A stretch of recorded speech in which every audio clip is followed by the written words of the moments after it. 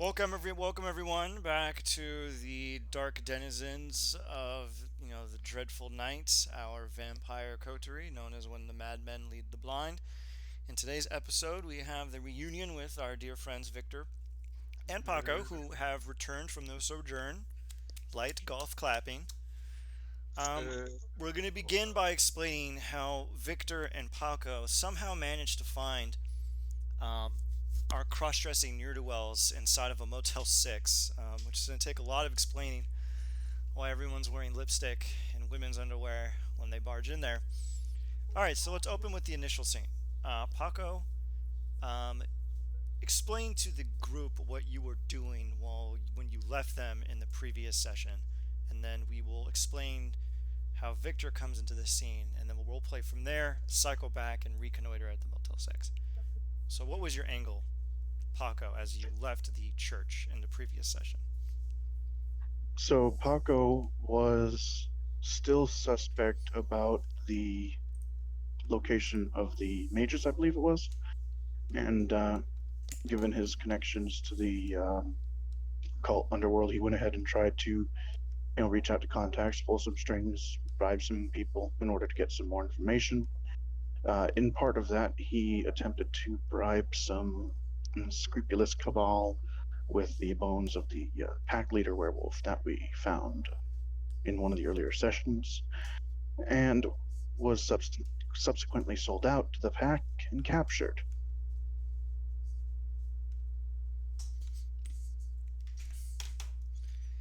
Did that all come through? I'm on mobile network. Yeah, I heard you. Did everyone else catch that? mhm. Oh, we're good. Mhm. So Paco finds himself in a shifty alley in the south side of Chicago. Um, he has silver chains draped over his body, and the werewolves seem to be preparing to torture the ever-loving shit out of him. Paco, what do you do to perhaps attract attention to yourself, or what indication do you give off that you might be within the warehouse? Or if Victor and Paco simply want to ad lib how they find one another and save each other's asses, you're more than welcome to. I feel like wait, question. Do I own any of the town in which the werewolves reside in? Because I feel like I didn't ask that last time. I don't think you have anything down in the south side, but maybe you have. Maybe one of your ghouls was like, "Hey, I saw a really weird, shifty guy get snagged. He was a vampire, and it was a vampire being taken over by werewolves, or something of that nature." You could have gotten the information somehow. It's up to Sure, your I'll discretion. Paco would have contingent for a situation like this. Um, Maybe a ghoul or someone that he was supposed to check in with and on tabs, and the person doesn't hear back from them, may send some alert. Okay, then maybe the person in question went over to Victor's place, and Victor was just arriving from his sojourn, and I guess Victor maybe took it upon himself to investigate. Does that sound fair, Victor? that sounds good. Okay. All right, Victor. You go to the location and you see that it is being guarded by a bunch of werewolves and what have you. How would you like to enter into the scene and rescue your compatriot? What's the angle here? Victor's gonna like walk up to them and he's gonna go, "Oh, I've heard through the grapevines that you all have a vampire in there." I don't know what you're talking about, buddy. There ain't nothing like that here. We're just, your run-of-the-mill meat processing facility. We're just making steaks and taking care of rump roast. Why don't you go back to whatever candy dandy little place you come from and get out of my face? I'm gonna ask you one more time because if this is true and you have a vampire in there, I believe you have violated the treaty that we so ethically allow you to have. Vampires? What are you talking about, buddy? Pfft, ain't no such thing. This is a union shop when they're trying to get some work done. I don't need you coming in here spreading a bunch of weird conspiracy theories, you know, putting your whatever the hell this is as he gestures to whatever the world you're wearing out here in the open here. We're good men just trying to make an honest buck, and we don't need people like you harassing me. So why don't you get the hell out of here before we fucking make you get the hell out of here? Eh? You know, I've been having a really bad time in Russia. Do you know how cold it gets in Russia? I got no idea. I don't travel. I work. It's very cold. Very cold. As in, you lose some fine piece of clothing that you have spent years making perfectly tailored for yourself. It just it's really annoying hunting down your werewolf brethren in the cold. It's crazy. But I digress. I have a lot of anger and frustration right now. I'm sure that my compatriots have probably messed up my living arrangement. The ghouls probably haven't put the games back in the disc case. I'm very upset right now. So I'm gonna ask you a third and final time. I normally don't play games like baseball, and so this is gonna be your final strike. Is a vampire inside of your meat processing facility or not? I don't know what you're talking about. So why don't you get out of here with your dumb accusations before we make you? As you hear that, several workers who were putting away some boxes kind of plop them down, and you see several other men kind of start to approach. There's about four of them at present. You can get a pretty quick sense that they are all lichens. This will be your problem. Thank you for your time. I'll leave, apparently. He's going to walk across the street, and he's going to assume his rented form because it takes a second for it to come to fruition. Mm-hmm. He's going to stab the silver sword that he brought with him because he has a shit ton of swords. Then stab him in the ground, and then he's going to assume his horrid form. And let me just double check and read this real quick. Yeah, sure, go Um, ahead. so it takes a full turn to activate, during which time the vampire can only defend. But we'll just say we're going across sheet. It grants me a number of free Vixis changes equal to my protein rating, so I get four. All right. Um, and then and all right, boom. Okay, so I am going to put one into strength, and then I'm going to put I'll put one into strength, one into, and the rest into armor. Honestly, actually, Okay.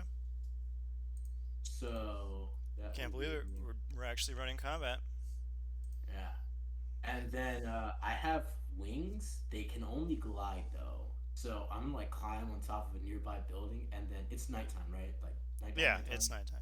Yeah. All right. I assume they probably don't have cameras around here because they're also werewolves and shit like that. Yeah, they don't want any Yeah. recording equipment. So I'm gonna look down. Are there still the four out there? Or is it just one of them?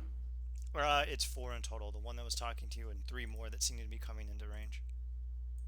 Well, like I've come one across the street. So are they still out there, or did they kind of go back to work? They see you start doing this crap, and they kind of you see them abandon their pretense, and they go, "Hey, this guy's one of them vamps." And you hear the rest of the werewolves kind of, start coming out of the woodwork. Now you have four of them out front, and you see some of them are kind of their skin starts to kind of crack and crackle a little bit. Their nails start to lengthen, their hands start to get bigger. They're going into their combat form. So I'm gonna glide down and strike at one of them. Okay, here 1 second. I actually have to look up how the hell this works again. So I can make multiple attacks. It's just that they're gonna get reduced points each time, right? They So take. Okay, are you attacking with the silver sword? yep. Okay, then you do aggravated damage then against the werewolves. So go ahead and make So two attacks, and I have to do a contravention if I remember. So give me 1 second. let me double check. Let me go to combat. So it's like dice pool versus dice pool. Yeah, so go ahead and roll your dice pool while I quickly double check what dice pool I have to roll here. So I'm doing melee plus strength. So four successes. All right. I'm going to use some willpower real quicky cheeky to re-roll some of those. Sure, go ahead. So I'm going to re-roll two of them. How do I oh, can I just how do And I you add a +3 to that. why do I wait, why am I adding a plus three to that? You're adding a +3 to it because you're using a heavy melee weapon. Oh, okay. Yeah. There's this weird Wait, thing where you have to add extra damage to everything you do. how do you do roll? Oh right, because yeah, you're right, I forgot I am using a heavy. that's a damage rating though. That's only whenever we deal damage to each other. Yeah, I'm looking at it really. I have to double check. I was looking at it earlier, but I have to double check because combat is very fucking weird. How do you do the rolls again in Foundry? Sorry, it's been a hot minute. You gotta click the thing and then you gotta select it and get it to roll through. So here, one second.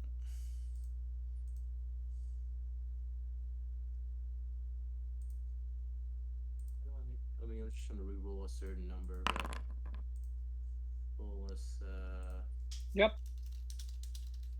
Yeah, that's fine. Oh, sorry. I'm muted. oh man, that's crazy. So I'll just accept a 4 for that one, and then yeah, so 6 successes then. All right, let me roll for our werewolf friend. First werewolf. Let's see what we get.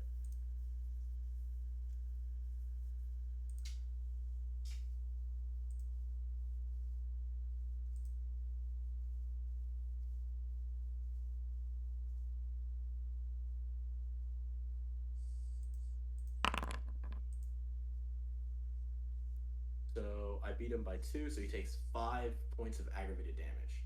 I have 5 points aggravated damage. Ooh, that's pretty bad. Let me double check his health pool really quick. I think he might have actually fucking killed him. Let's see what we got here. Nope. Close enough. You cleave into the creature, and you can see the silver cleave through the front of it, and it actually causes his combat form to shrink and shrivel away a little bit as he loses some of his werewolf nature. You see the other werewolves look at you like, holy fucking Oh, shit. they're all within range though, right? Because they're all like surrounding each other. Yeah, they're within range. I'm gonna make an attack against each of them. It just means I like lose a one pool from my dice, so essentially. Alright, go ahead. So second one, 3. I'll just do them all at once, so that way you can just be like. Yeah, go ahead, and then I can do the bulk. 4. Wow! Oh, that's a critical success. Oh, that guy is dead. And then the final one, just 2 points. Okay, unless the guy also critically succeeds. So we're gonna do. The first one, which will be We're 3 gonna do successes. dexterity versus composure. Oh, so the First guy does well. Now we're gonna do the second guy. Alright. So he beats against. Okay. Damn. Yeah, they're actually doing pretty goddamn well here. Alright. And let me see here. Yeah, So 2 passes, 1 fail. So the so the guy in one the that- middle, you basically chop that motherfucker in half.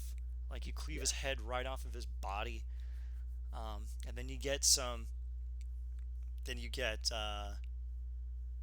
only some mild nicks on the rest of them. But slicing through the guy in the front and chopping the other guy's head off, the other werewolves decide maybe this guy shouldn't be fucked with, and they fuck off. Tails between their legs. The obviously the werewolf that had his head chopped off is still there. We're now alone, unless you're going to pursue the rest of the werewolves. What would you like to do? So Paco is probably gonna hear this fucking monstrous roar coming out from outside as Victor's gonna start making his way inside of the building. All right. You make your way into the interior of the building, and you see that it's eerily quiet. There is a single light in the distance in what seems to be a supervisor's room on the second floor. The glass is clear, and you can see through the glass Paco is chained to a chair wrapped in silver chains. What would you like to do? He's gonna like just make his way up there essentially. All right. You clobber your way up and you keep your senses honed. You get the feeling that for some reason the werewolves are outside, packing the meat away and doing some work, but it seems none of them are in here immediately. How are you going to remove the silver chains? I'm just gonna kind of let's see. He's take to a chair, right? Yeah. I'm just gonna kind of lift him up and it just break the chair itself. All right. Give me a whatever check you believe is appropriate. Probably athletics and strength. Yeah. Go ahead. You definitely break the chair, freeing Paco from his bounds. Paco, the chains have put you into a bit of a stupor, which you awaken from now that they've been removed from your body. How do you react seeing the large monstrosity in front of you? thought I'd be happy to see you. Hello.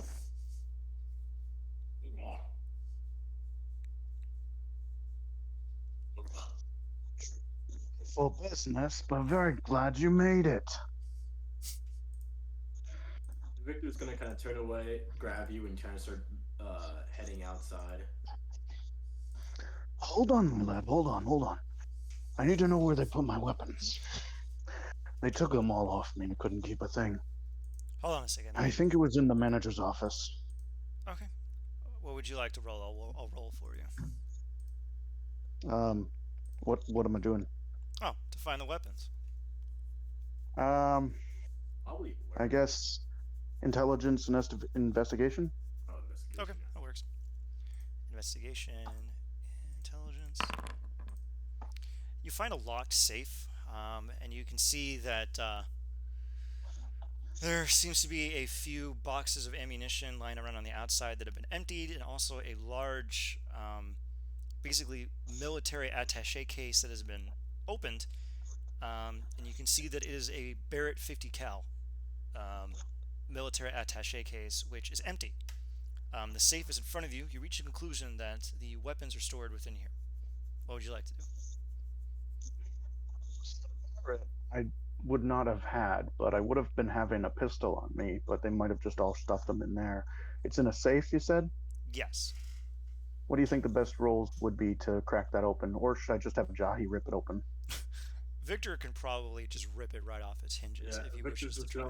Victor's just gonna walk over and just try to rip it off his hinges. Yeah, give it a tug. It does You know not how to do budge. that. He's gonna try it again in berries. There we go. He puts his hands on the safe. Victor, what do you mouth off? Like, oh, it's just greasy. What do you mouth off to indicate why you I failed the can't, first time? I can't say anything. All I can communicate is animalistic grunts and roars. Come on, baby, put your ass into it. You crack it open, and Yeah, you inside do.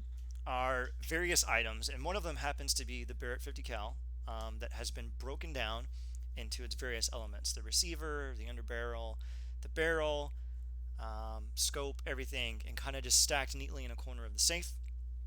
Those items tumble out as you tear out the front, and you can also see several pistols and other ephemera that have been tucked away into the interior of the safe. What would you like to take? So I'm gonna pop out the pistols there, keep those on me, and then he's in an animalistic form, so he wouldn't be too up to holding on to the rest of the pieces, right? I don't Yeah. even know how to. I don't even know how to work guns, to be honest. Yeah, he's not Okay. skilled in them. He only does melee. I'll see what I can use in the room to like grab those and keep those together, and then I'll just haul out with the rest of them. And I know I mentioned this to you privately, but I keep my pistols loaded. I keep that thing on me with silver core hollow points, so as they mushroom out, the silver gets injected in. Oh, that's so fucking cruel. All right, I'm in. You saddle them away. Now, what would you two like to do now? The area is quiet, perhaps a little too quiet. Victor's just gonna start walking out. All right, do you go out from the way you came, or do you take another way out from the warehouse? Just the way I came. All right, then. I'm going to need you to make me a dexterity awareness roll really quick. Awareness, dex, 3. Wow, shit. Um, as you exit outwards, you hear the crack of a rifle, and a bullet sinks into your flesh, and it hurts. Okay, so can I make a penalty check to see if I can determine the source? Because I Yeah. know I'm still out of it a little bit, I guess. Yes.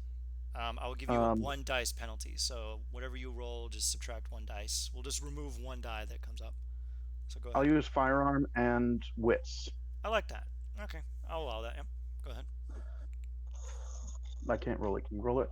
Oh yeah, my bad. Sorry, I forgot. Yep, yep, yep. Firearms and then wits. You determine that the shots are coming from basically you exited. They are coming from your right, probably a good 100 feet out. Wait, how much damage did they do to me? Oh God. How do you tab up the damage really quick? Just refresh me so I don't have to look it up. What type of weapon did they use? They used a long rifle, so it's gonna get a +3. So it's a +3. They beat me by 2 points to 5 damage, but because of my armor, I have one of the only one of those damages superficial. I mean, one of those damages activated. The rest are superficial. Okay, perfect. All right, so go ahead and just knock that down onto your character sheet. You hear in the faint distance whispering about "reloaded, you idiot," um, and you hear some crinkling and crankling going on as they load something in there. What would you all like to do now? Wait, where are they? I'm gonna. They're about like There are to our 200 right. feet away. Yeah, about 200 feet away. On Are they like, on the I'm just ground? gonna. What's that? Are they on the ground? no, they're on the No, they're roof. probably high up.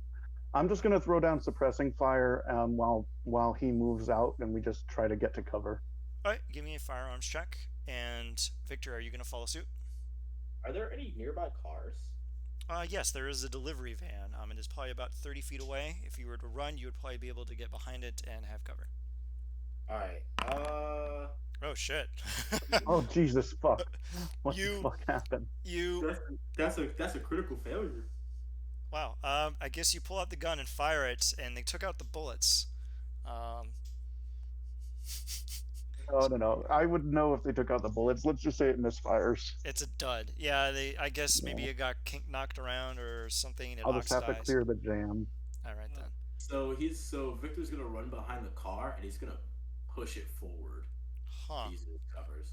All right then. Give me an athletics check. All right. Athletics stamina. Athletic stamina. Oh, okay. Let me roll that then. And I'm good to roll now. I log back in. So Oh, perfect. Go when, ahead. when Wow. Okay, I'm gonna re-roll that. I'm using willpower. I'm using willpower. oh, No, I'm re-rolling What is that. with today? You push so hard that you actually just tear right through the. You budge the car ever so slightly, but the thing's pretty heavy. Yeah. all right. So I'm gonna just use my next roll to unjam my weapon, and I've followed him, so I'm in some kind of soft cover, right? Yep. Okay, so that's my unjamming roll. All right. You clear the jam from the revolver and put in a fresh round. Cycle her. She's good to go. All right. Now they don't have a bead on you, but one of them is going to attempt to take a pot shot at you, guesstimating as to where the hell you are. Okay. I am going to let me see here. Do wits, and then I'm gonna do four. Actually, no, I'm gonna do 5 on this one. Holy Oh shit. Jesus! Fuck. We're behind covers, so we do get a bonus to it. Yeah, I applied the difficulty to it too, and he still beat it. Alright, so it's athletics and dexterity trying to dodge. All right, go ahead. All right then. So he's going to get. All right. So he did a 3, and then it's a +3. So Victor, you take 6, Then only and 3 because of armor. okay, then and Hoko, you take 7 points of damage. So do I reduce my house by 7 total? They're using silver bullets, so that's basically just straight up damage to you. Yeah. So I've got 3 health left. Ah, shit. You gotta get out of here. All right, now it is your turn. Yeah. What would you like to do as you see? Let me ask, what's in our general vicinity? You're in a meat processing plant, and you're in like kind of the intake area. There's actually a large grate underneath you where they occasionally slough off materials into a little drainage basin. You could technically lift it off and slip into the sewers. Basically, it's gross. It's full of blood and animal byproducts and stinks, but it's better than suffering the true death. What would you like to Yeah, do? but that's a fair point. Is there anything I can use to cause a distraction to throw them off? Victor's gonna pick up the delivery truck and try to throw it at them. Oh my fucking god, it is so heavy. All right, go ahead. The DC is 6 on this. Let's see. Oh, I'm gonna use one wheel. Hold on. Can I use a roll to assist him? Yes. I don't know how the hell you would. He has to lift a truck. It's just like Give me a little lift. and Seamless. Like, Little go, power. Victor, go. go, Little Victor, power. go. Yeah, go ahead. I'll let you do it again. All right. Let me see what I There can is use. a for this liquid otherwise. nitrogen tank on the exterior that apparently they use to keep the meat super chilled or something. You could technically shoot it and it would explode, and that would give you a bit of cover. Oh wait, can I just wait? If I threw it, would it still explode? The liquid nitrogen tank. You'd have to Yeah. get out from cover in order to physically grab it. Um, Here's the thing: if we pop it, it'll create enough gas to give us like a cover, a concealment, I should say. To the So, truck with the gas. Oh hell. Maybe, I guess, but then he'd be able to get a shot on you, which is bad because Paco's. Well, we have the grate underneath us, right? That is true, yes. oh, here, you know what? Hold on. I'm sorry, Victor. I'm just gonna go ahead and use stealth and dexterity to just get out of their line of sight. No, why? Why one? Why you do this? Okay. So wait, am I re-rolling the strength athletics because he's helping me? You are No, welcome I'm to. not. I've been abandoned on that. Yeah, he didn't do too. He attempted to do something stealthy, but only somehow made enough of a racket to make your location a little bit more noticeable. Okay. Well, how do you do like a single D10 roll? Because I want to will pull. If I could willpower one roll and get this a six, I think I Okay, can let do me it. see what the hell the willpower is. The hell? Oh yeah, is there anything I can use to like re-roll my stealth, or I don't know what willpower works or Oh, how I it Oh, works. see. here we. Yeah, did you figure it Oh, out? here we Yeah, go. it's a little strange on the sheet. Hold up. Let me just. I'm trying to use one. Oh fuck. Nah, you're Let's fine. You see. did three on the first one. I'm gonna say three for three. Go ahead. You are welcome to re-roll. The DC is still six. Okay. Do I reroll everything, or I thought at willpower you just reroll like one a dice. Go ahead. Re-roll the one dice. All you need to do is just basically get one. Yeah, I'm just gonna use two willpower and. Oop, there we go. Yeah, look at that. You dig your heels into the ground. You get a firmer grasp. I guess the previous time you were on top of the grate, you shifted your way over onto the solid concrete, and the bearing allows you to grab the truck and deftly chuck it. Are you going to chuck it at the LN2 or are you going to attempt to chuck it at them? Put it down. Okay, then. You pick up the truck and you kind of chuck it in the general vicinity of where the werewolves are who are taking pot shots at you, and all you hear is "What the fuck!" And it's like as the truck slams into the side of the building, and you see gas start to erupt from its tanks, and it starts to kind of just rain chunks of meat down the side of the building as they fall to the ground with a sickening noise. And Hmm. you reach the conclusion that they are sufficiently distracted to get away. How would you like to get Yeah, away? he's just gonna use one hand and rip out the grate, and as he does, he's gonna lose his hermetic form and then just jump down inside. All right, Paco, do you follow suit? Yeah, but I'm gonna replace the grate as I go. Ooh, smart. Okay. I'll allow you to just do that gratis. They are pretty distracted. All right. Congratulations, Paco and Victor. You two have escaped from the foul talons of the werewolves. On your way back to the. I guess you're Where? probably going to reconnoiter to Victor's place, correct? Yeah, can we just roleplay this out this section real quick? Yeah, of course. Go ahead. I need to go look something up really quick anyway, so you're welcome to roleplay it out really quick. Victor's gonna look at Paco and go, "You're lucky that I was here." And also, Luck has nothing to do with it, my boy. You're here because I needed you, and that's the way the universe provides. and we're teaching you how to use a sword. You and your firearms are just. Seriously, you did nothing. The thing about swordsmanship is I don't care. Now let's go. I don't care. Oh. Anyway, we should probably start heading back, and hopefully, when we get back to the house, we didn't just start a war between vampires and werewolves again. And even so, if we did, I could always use some new trophies. I wouldn't mind taking a few more down. Let's go. Taking a few more, take one down at least. And they start walking back. All right. We're going to take a quick little pause right now for a few minutes. Welcome back, everyone. We find ourselves at a very highbrow vampiric establishment known as Motel 6. And we have Ambrosi, Mercurio, and Francois inside of Motel 6 dressed as women. Welcome back, Ambrosi. You there, Ambrosi? Yeah, I never left. Oh, I said you were offline and bounced back in. So, anyway, the three of you are inside the Motel 6. Kind of take it from the top and describe to yourselves how you make the room light proof and take safeguards so that you don't have, say, house cleaning come in at 11 a.m. and give you the true death.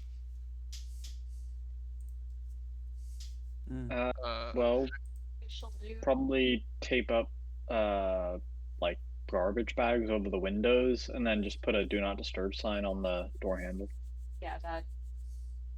yeah, do not disturb, like pencil in at the bottom, origin process. Yeah, something like that. Nerds at work. Okay, goody, goody, goody. All right.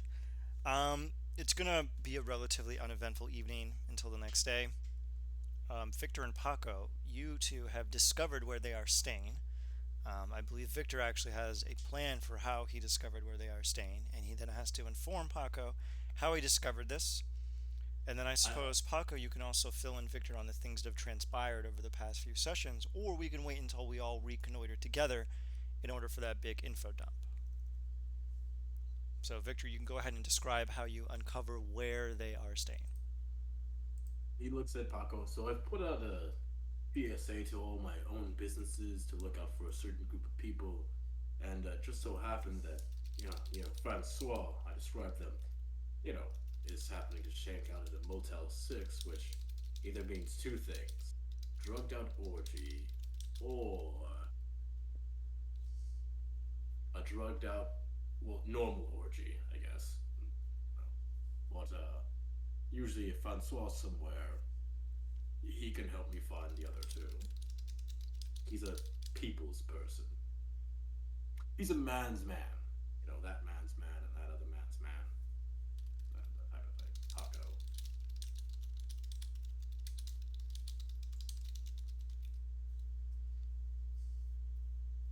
Paco. Sorry, I missed my intro. I was talking to someone. What? Oh, Victor was just making fun of Francois. Oh, okay. I love that. Um,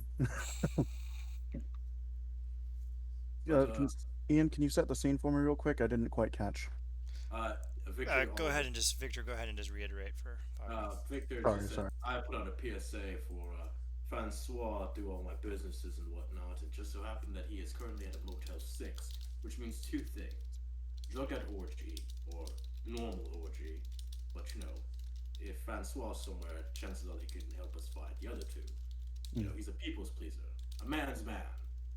That Yeah, French twink shouldn't be too hard to track down. Let's go find one. Anyway, I haven't seen Francois in quite some time. Hmm. Honestly, kind of miss him. Anyway, let's be on our way. I've called a ghoul to come pick us up and bring us a new change of clothing. Indeed. And let me make a call to the sheriff really quickly. Hopefully his rap career hasn't bombed yet and he's not still living with his parents. I'm gonna call my ammo guy and have a polite conversation about the reliability standards that I need to adhere. Interesting. I'll leave you to your call. All right, Paco, your call goes relatively unhinged. Although you are now going, your ammo guy is a little embarrassed and is willing to give you a little wiggle room on an item in the future if you so desire. You are welcome to ponder what form that item can take. I'm And gonna ask for about 200 armor-piercing 50 cal rounds. woo for the Barrett 50 cal you found in the safe, right? Yes. Okay, perfect. All right, now Victor, you want to speak to the prince, No, he wants to speak to the sheriff. the sheriff. Oh yes, of course. What do you want to ask the sheriff? Hey, I'm just wondering how that rap career is going for you. I heard your SoundCloud's blowing up. Did I say that right, fool? It's SoundCloud? Anyway, just calling to let you know that werewolves might want to start a war with us. We already know, and the prince wants you to come in to talk about it as soon as you can. Oh, that's so wonderful. Hey, do you mind serenading him with one of your rap songs while I get grown people stuff going on? Because you do look like a child. You better report, or I'm gonna hunt down and kill you myself. Oh, buddy, but then who's gonna renew your lease on your rap studio? The person whose property gets. The person who receives your property after your corpse is plopped in front of the prince at his own satisfaction. Get here. He hangs up. I think he misses me too. Anyway, Ghoul Motel 6, the trashy one. At least Francois couldn't have some class and pick the good one. The ghoul looks at you and says, "Do you know how little that narrows it down?" Ghoul, figure it out. The trashy one. Obviously, the one where there's cracked out people and whatnot. The one I own. Ah, Knowing Francois, it'll probably be in the seedier part of town, nearby his club. See, Ghoul, use your common sense like Paco. Though, I wonder how that club been doing actually. I have not collected a lot of money recently. Anyway, Paco, how was your call with your ammo friend? Productive, enjoyable. Ultimately, I am happy with it. But let's not focus on that. I am gonna go ahead and put this rifle together. And do you have any leads on Francois yet? Oh, the motel is our best one for right now, and we should arrive there pretty soon. Very well. I have the Uber on the way. That's how you pronounce it, right? Uber? I think it's Ubar. Ah, very well. The Uber I thought you got will picked be up. arriving shortly. I thought you No, no, got picked up by a we're ghoul. we're in the car with the ghoul right now. I couldn't remember. I'm sorry. I'm today. We don't Ubar, Ubir, I don't know. Anyway, ghoul, try to get us there in a timely manner. You got it, boss. The guy grinds away. The ghouls have clearly not been maintaining the motor vehicles while you've been gone. It's got this kind of rattle and roll and rumble to it. So much, in fact, that Ambrosi, Francois, and Mercurio actually hear the car approaching and understand that they've been found out by a particular someone. How do you three react to the given information?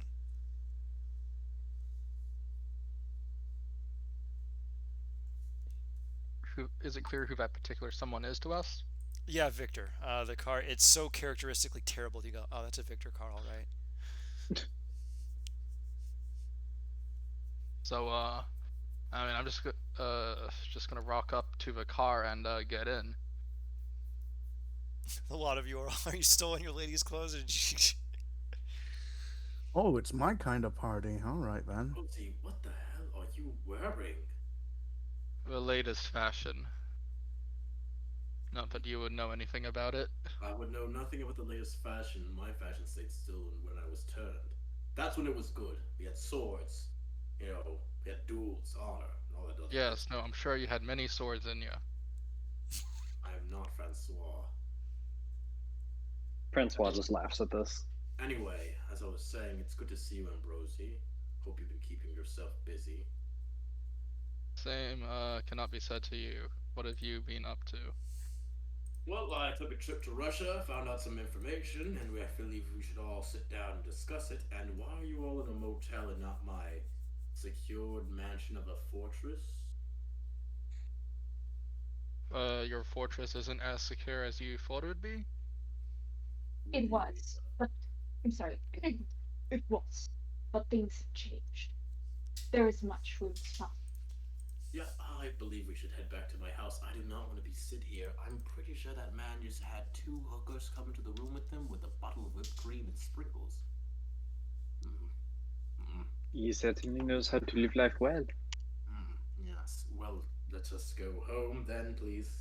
I don't want to be stuck here any longer.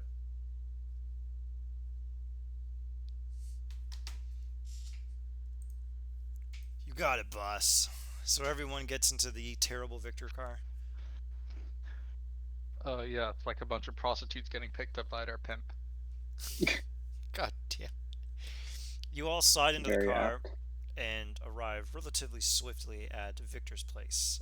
The guards have been doubled, and there's a bit of an extra emphasis on security. How I'm would gonna you like? pout a little bit that we couldn't stay and have some fun, but okay. Did you want to kill a bunch of people in the motels? I mean, who doesn't? Like, Francois, I do not ask things of you very often, but I do require your payment. I am relatively from tonight. You'd like a little blood? Yes, I'm looking at your blood. Yes. Only if you tell me that you like my outfit. Your outfit is so wonderful, Francois. It makes all the French maidens and men swoon at your very side. That it does. And Francois will like pull down his collar to give him Neck. And then you see Victor just take your arm and look at you like, "Here," and just bites into your wrist. Paco's. Are we standing? Are we back inside the house? We're back in the house. All right. Paco's going to give Francois a little pat on the butt and say, "That's a baguette I'd like to toast." Paco and Francois have come a long way since you've been gone. Mm-hmm. I've noticed my trip in Russia has been very insightful and very growing experience for all of you all. And he like Yes, sees well, Paco's time with me has been very growing for him as well. he sees also the mess of his room of his house and goes, I have so many things to be upset about. Anyway, what have you all been discovering while I've been gone? First of all, we've been followed frequently. You That did not. explains. Did you find out who they were, or kill them, or? Believe it or not, they tried to kill us, and you know, we sort of booked it. Oh, the coward's way. We're not entirely keen on bringing a lot of mortal attention. None of us lived to be this age without an abundance of caution. Yes. Except for maybe Francois, but I'll let him tell that part. It The has bone worked well man, for me. one of many. Discovery. First things first, is anyone injured? And is any- Yes. I'd like to report a critical injury. Oh, just I'm gonna need you to make 3 rouse checks. Who, moi? Yep, Paco, 3 rouse checks. I finally found the dumb section that tells me how vampires heal themselves. All right. Do I have any sleuts handy? There are probably prostitutes laying around. Outside of this Motel 6. I give him a hand with his healing, or? You technically can't. He's rousing his own blood. Let me see. Gotcha. How many points of hunger do I take? 1 minute. You can re-roll one of the rouses, right? Oh, you can re-roll one of them. So go ahead and re-roll that other one. Yeah. 3 successes. You are fine. You remove 1 point of aggregated damage. Okay. This is an I aside. didn't take any Sorry, do any of you play any Paradox games? Oh, Yeah. Tribe. Mountain Blade. Okay. If you wish to fix your superficial damage, you simply make a rouse check per point. I don't. Is it ragged or superficial? Because like I took a silver bullet, right? Oh, the whole thing would be aggravated. It was 7 damage. Woo! You can actually only heal 1 per day, which is kind of horrifying. Okay. So Well, I'm gonna keep myself well fed, and I'm gonna just get a salute and a cigar. all right. Now, I imagine we are here to discuss some important business. There's information that has exchanged hands, and I imagine you also have to go to a ghost tour. So, what do you say we discuss what the plan is for this evening?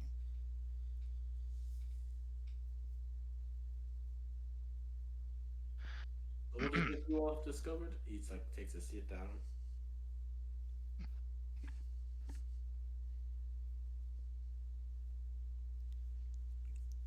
Who wishes to explain the? Oh, right, that's me. I'm sorry, guys. I'm rumbled today. I've been up since 8, and I've spent the last 3 hours getting needled. So I did find some information before my tempestuous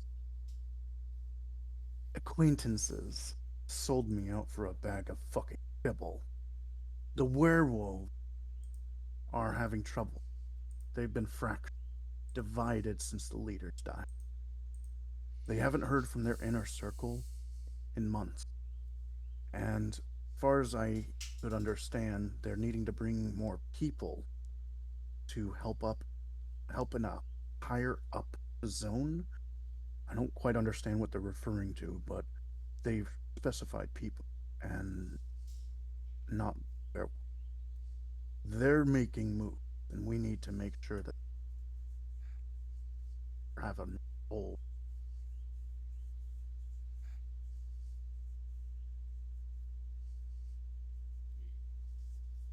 My understanding is that the werewolves are playing some part of this. That's what we suspect, but the mages are primary masterminds. Hmm. During my time in Russia, while investigating the, well, I guess, people of the factory and whatnot, I discovered something. I don't know how to best describe this. It is. Hmm.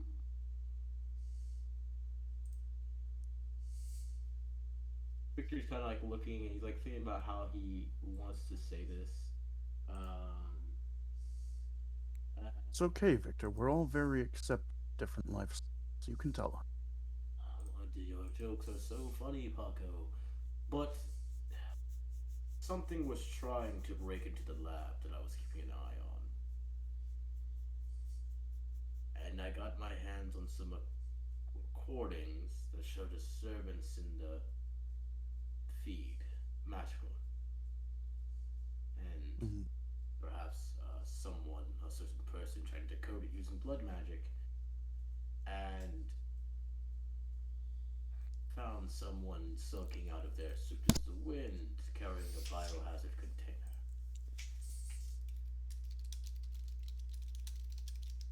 So there's a lot of moving parts here.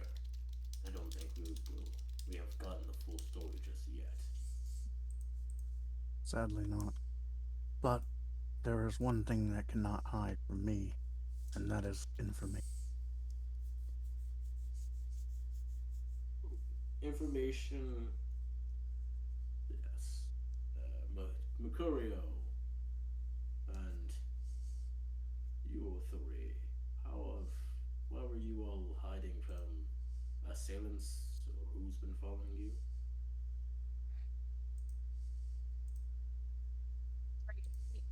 Rode all the way up to your seat. I started lowering everyone else above me and turning my volume more. I have no idea what you said. I was asking Mercurio, what have you discovered? What have you three discovered, and why are you all hiding from assailants?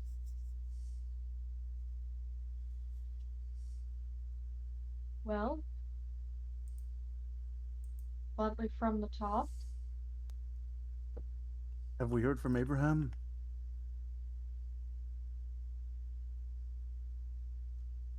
Wait, which character? Remind me, didn't Abraham die? Or What? never mind. I just don't remember.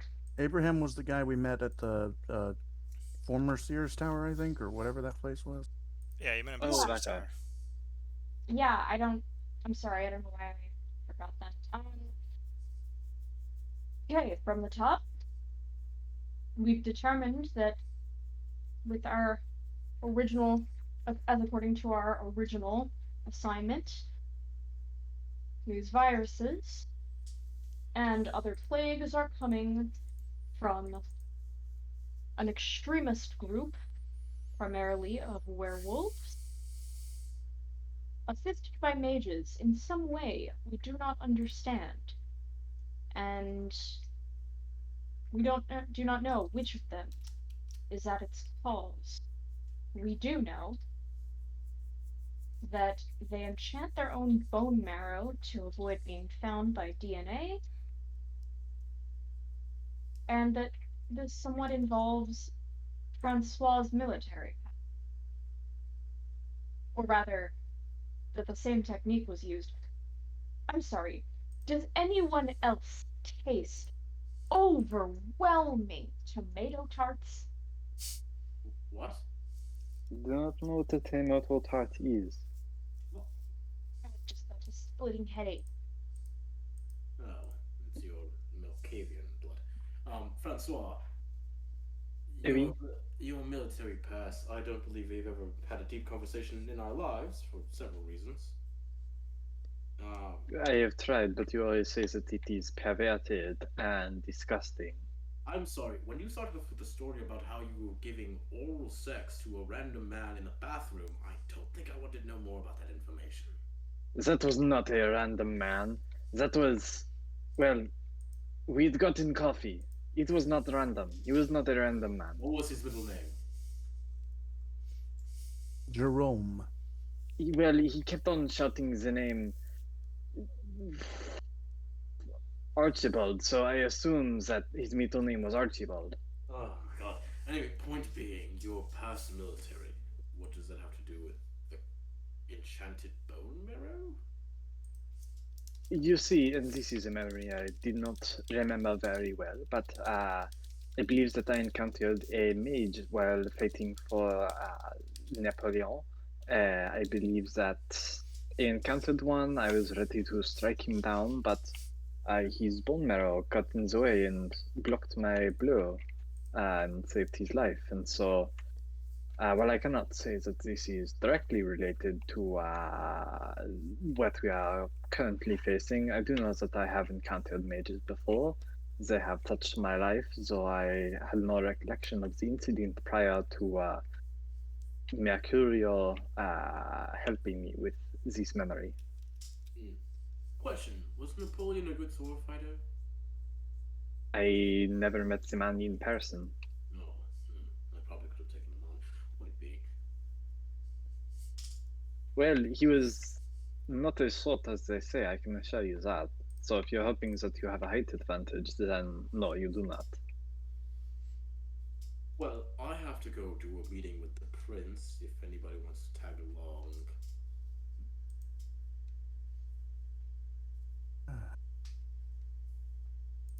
I suppose he'll be wanting to know about today's events. Probably, or, me constantly making fun of his second in command for being a child with a shitty rap career. But, I mean, that's a given. But, seriously. But anyway, Google, I need another thing to make fun of him for.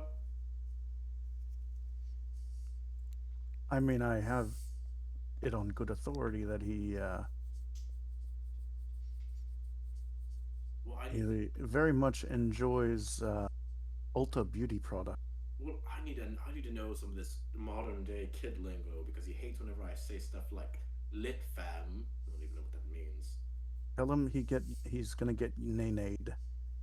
That sounds very goofy and childish. I'll do that actually. Anyway, would you all like to accompany me to this, or perhaps excuse my possible death? Who knows what happens? The prince. I mean, I'll love to be a party to your probable death. Let's go. Francois, what about Sounds you? fun to watch. Oh. I would love it. That sounds enjoyable. I know how much the prince likes me, so. I don't know why he likes you but doesn't like me. It is You just because have you that suck. effect on people. Everything. You're not a likable person, Victor. Well, joke's on you. My ghouls, you like me, don't you? Yes, the only people that like you are literally enslaved to you. No. Yeah, well, boss, we think you're the best. See, thank you, Toby. Toby. Number 4. It was on the tip of my tongue, Toby. Yes. That's not the only thing. Let's go. God, you all have been hanging on Francois too much. All right. Toby. No such thing. Toby. I need a ride to the prince's office. You got it, boss. Can you bring out the hot flame limo with the 14 wheels? You got it, boss. We'll get right on that.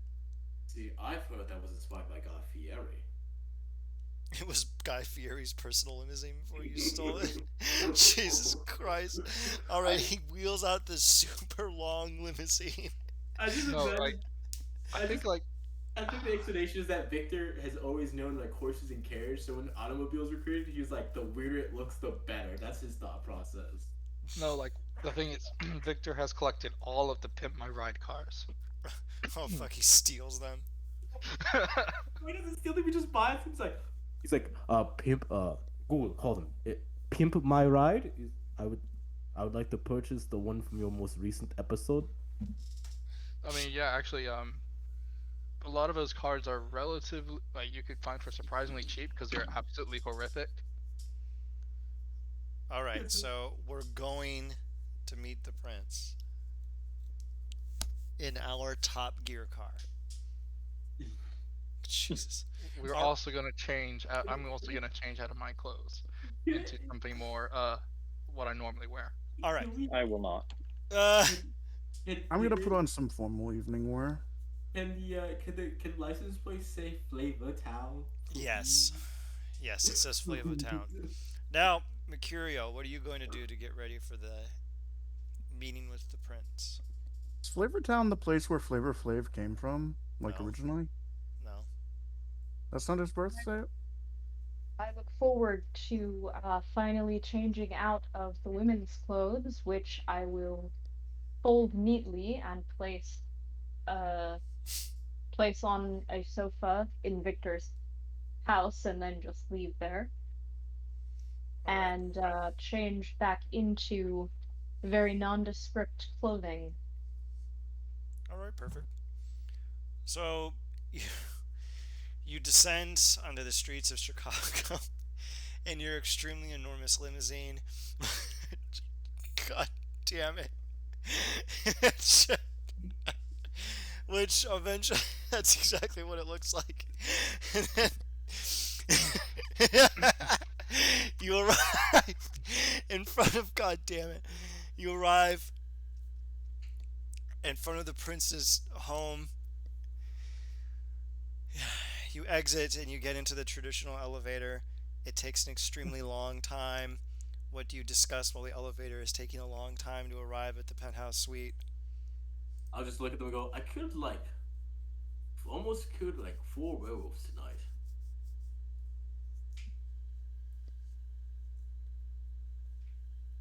We're all very proud and impressed. Sure you did. We are not all very proud and impressed, but we are all very focused on being in good spirits and sharp of mind when we see the prince. Hmm. I guess. Francois, how's business been? It is going well. Honestly, I have not focused my attentions on it as much as late. But it's good as far as I am aware, and I'm very aware at all times of all things that are happening since the club. That's good. Um, How was Russia? cold, very cold. Mm. I killed Did a you bit. visit? Hmm? Oh, nothing. Oh, I killed some werewolves down there too. That is impressive. Yeah. Um, you know, things. Uh, has um, has a woman stopped by the house recently by chance? Well, yes. Oh, black hair, looking for me. Oh, I don't remember any of the women that stopped by. Not really. I just remember that there have been women. There's always women. I'm asking, did a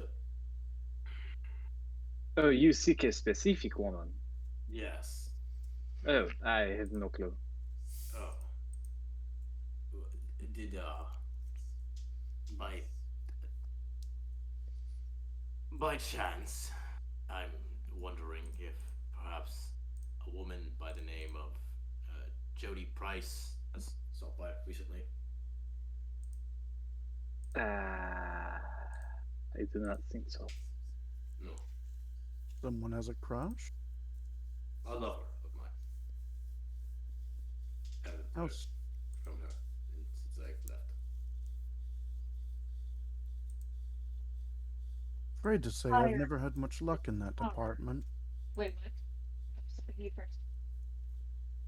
Well, no, neither have I. But recently I've grown lonely. But before we were doing all the investigation, I guess.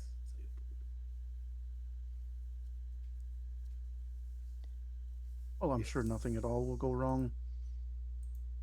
Yes, I hope. You see, like, kind of hear his accent kind of coming out. I hope the same. Yeah, you only disappeared for, a few weeks. Yeah. Went to Russia. No real good explanation. I'm sure she'll be fine. Oh, I forgot to take her out for dinner. Oh shit.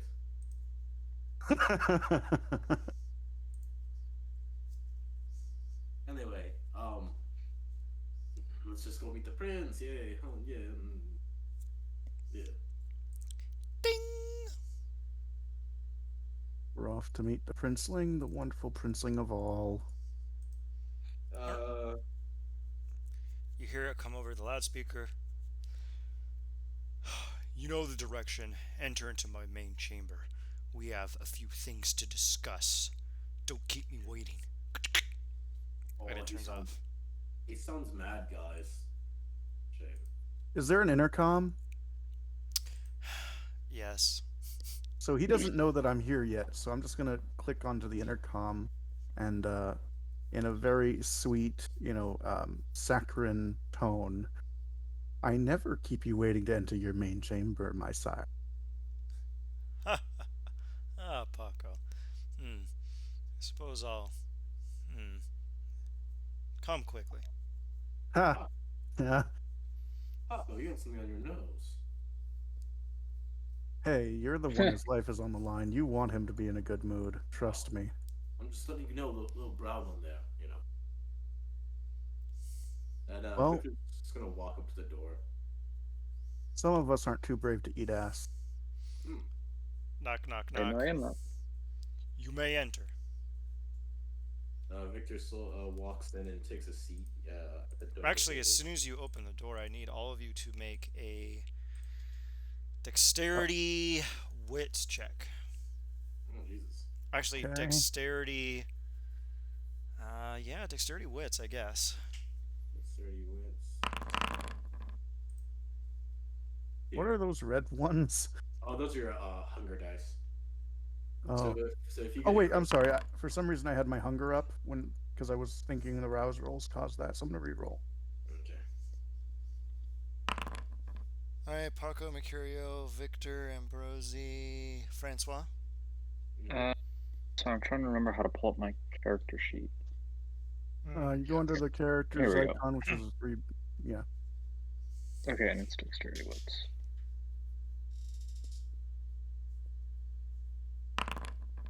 Perfect. A werewolf head flies past you and crashes into the wall behind you.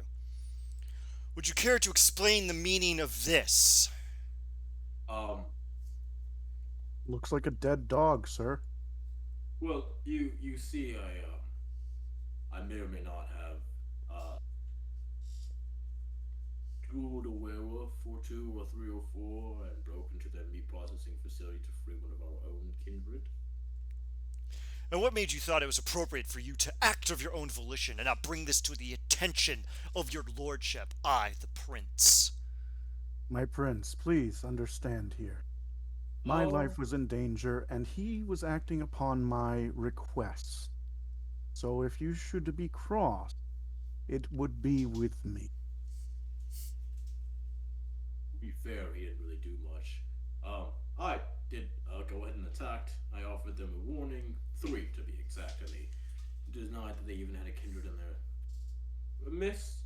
I offered them to let them know that they were breaking the treaty. They did not react to that at all, so I went ahead and slaughtered them. A fair reaction, might I add. You may roll persuasion, both of you. Anything else added to it? Whatever you believe is appropriate. Wits, intelligence, manipulation. Yo. It looks like he doesn't even give a shit. He's like, I got some werewolves. Who gives it? Jesus. Yeah, he really does prefer Paco over you. Sorry.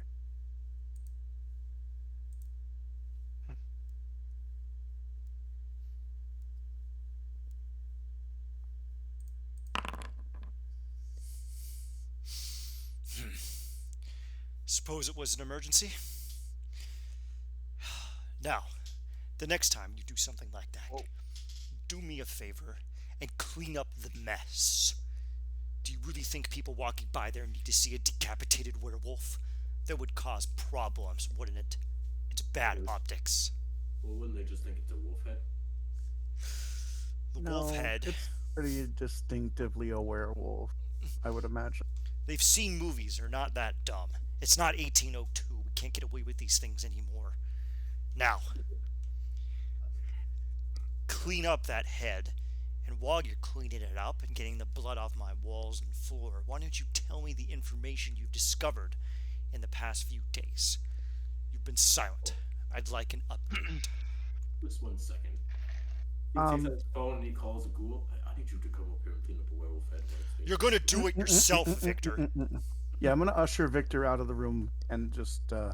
I think the three of us who weren't involved in the actual killing might want to provide him with the update of the information, right? Yes. Okay. Uh, Like, you did good. You did good. Go. Ambrosi, Mercurio, Francois, what aspects of the information would you like to convey to the prince? I'm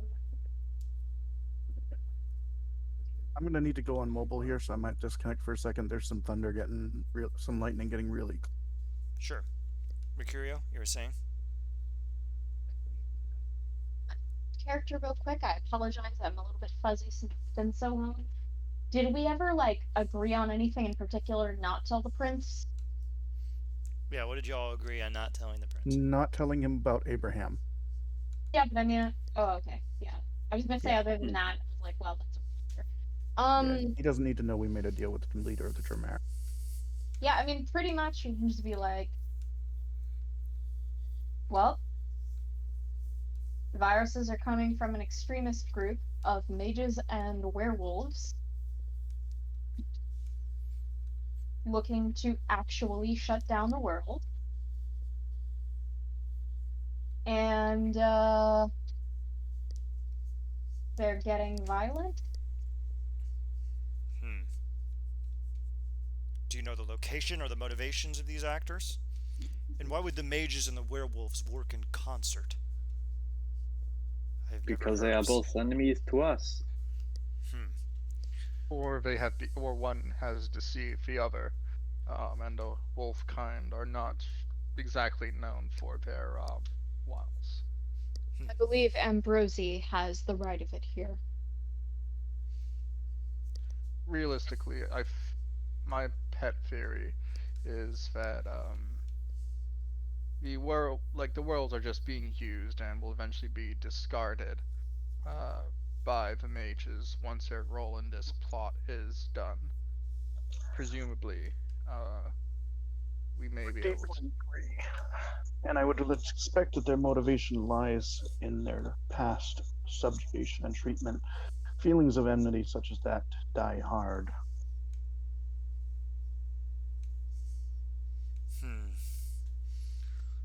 That would potentially be correct. Now, what course of action should we take? There's been a drought going on in the Midwest, too, you know. Food is starting to get shut off.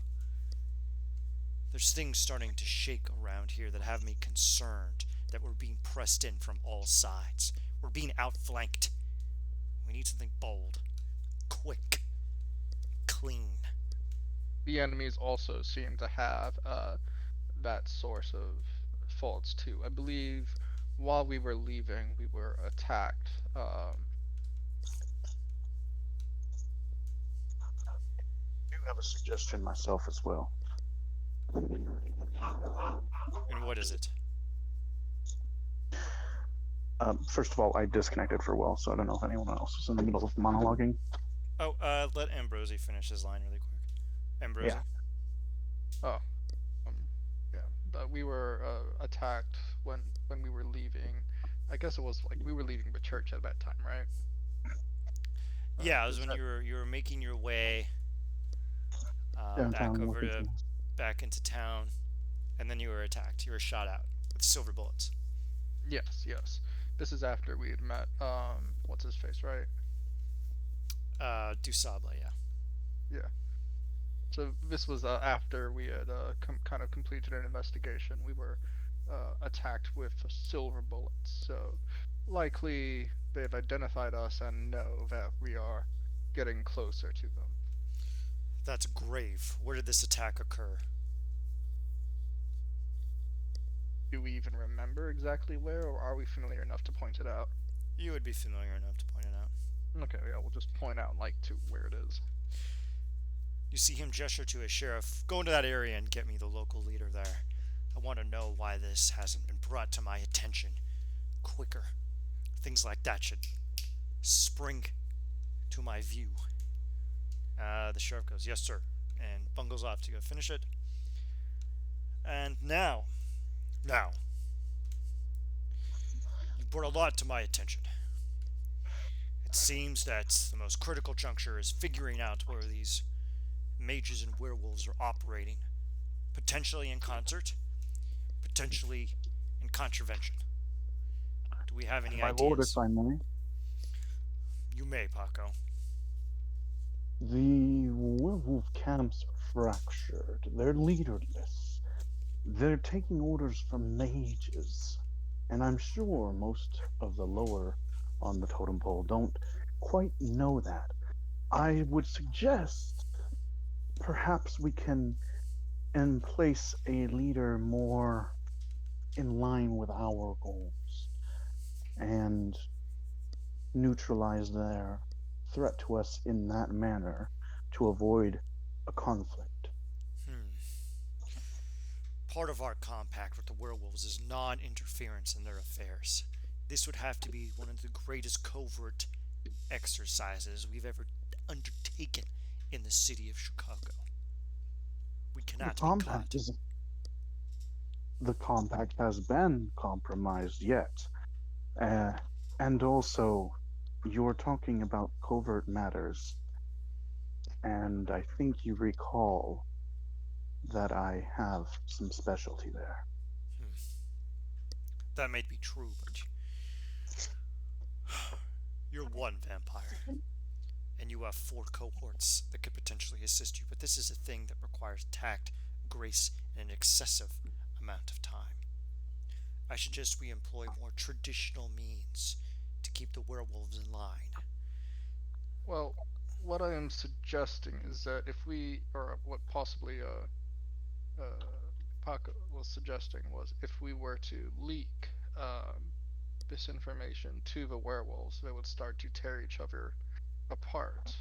And in doing so, you could do a longer term play to support a promising candidate and have them owe you for their rise to leadership, while also weakening themselves in the short term as well, potentially cleaning up a couple of enemies that may have made themselves known. Who would bring to the attention a clandestine organization that it is no longer clandestine? Have you ever seen what happens when an animal is backed into a corner?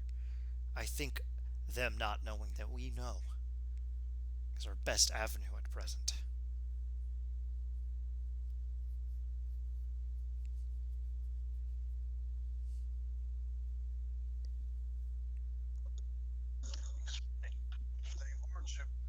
Oh, Aware. Paco, you're coming in super faint. He's correct here. If they were to be made aware of our knowledge, it would only force them to act on a quicker timeline.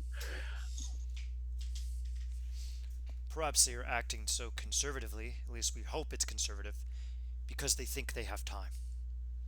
If we put them into a situation where they thought they did not have time, they may succeed more swiftly, or they could make a mistake and allow us to catch them. But that's dangerous. We don't know what they're angling towards, and we don't know what their plans are. They could be ironclad, and anything. We just make them work more efficiently. We have to be clever. Well, if we can start, a rumor that, like with the death of a leader, that some outsiders are influencing, the werewolf politics, that could maybe get the lowers riled up, and when the time is right, light the spark, light the powder keg and have them direct their might towards, He's right. the He's pages. right. That would be interesting, but this rumor would have to be very precisely crafted to not cause our mutual enemy to see anything as amiss. My Which, lord, allow me. Allow me just a few days, and I will work on this problem for you.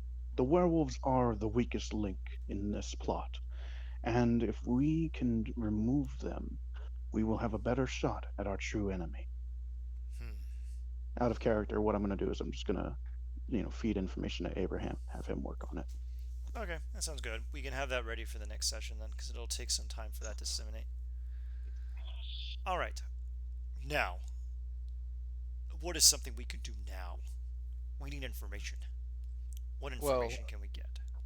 we need to find the location of the enemy base, and presumably that would be located in a source of power. So we were suggesting or thinking about possibly going on a ghost tour of sorts to see the haunted and interesting places where they may have set up shop. Hmm.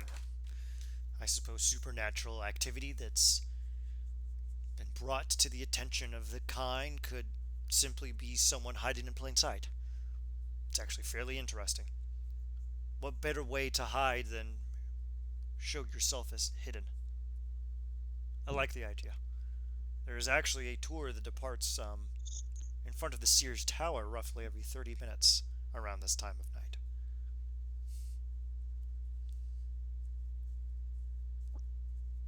A connoisseur, are you, sire? Oh, I just have to make sure that I don't have any activities coincide with a large gaggle of tourists out front. I think you understand. Succinctly.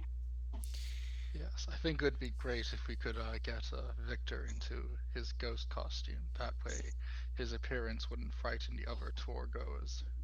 I look more normal than the rest of you all dressed in drag earlier. You can't hear us. You're not here. I'm not. No. You're out in the hallway cleaning the werewolf head. Viscera. You're on Viscera cleanup detail. He gave him a toothbrush and a small bucket, and that's what he has to clean it. He has a ghoul rubbing your nose in it. Now, if you wish, I will give you leave of my presence, and you may go on this ghost tour. I think it is actually a fiendishly good idea. Do you have anything else you wish to bring to my attention?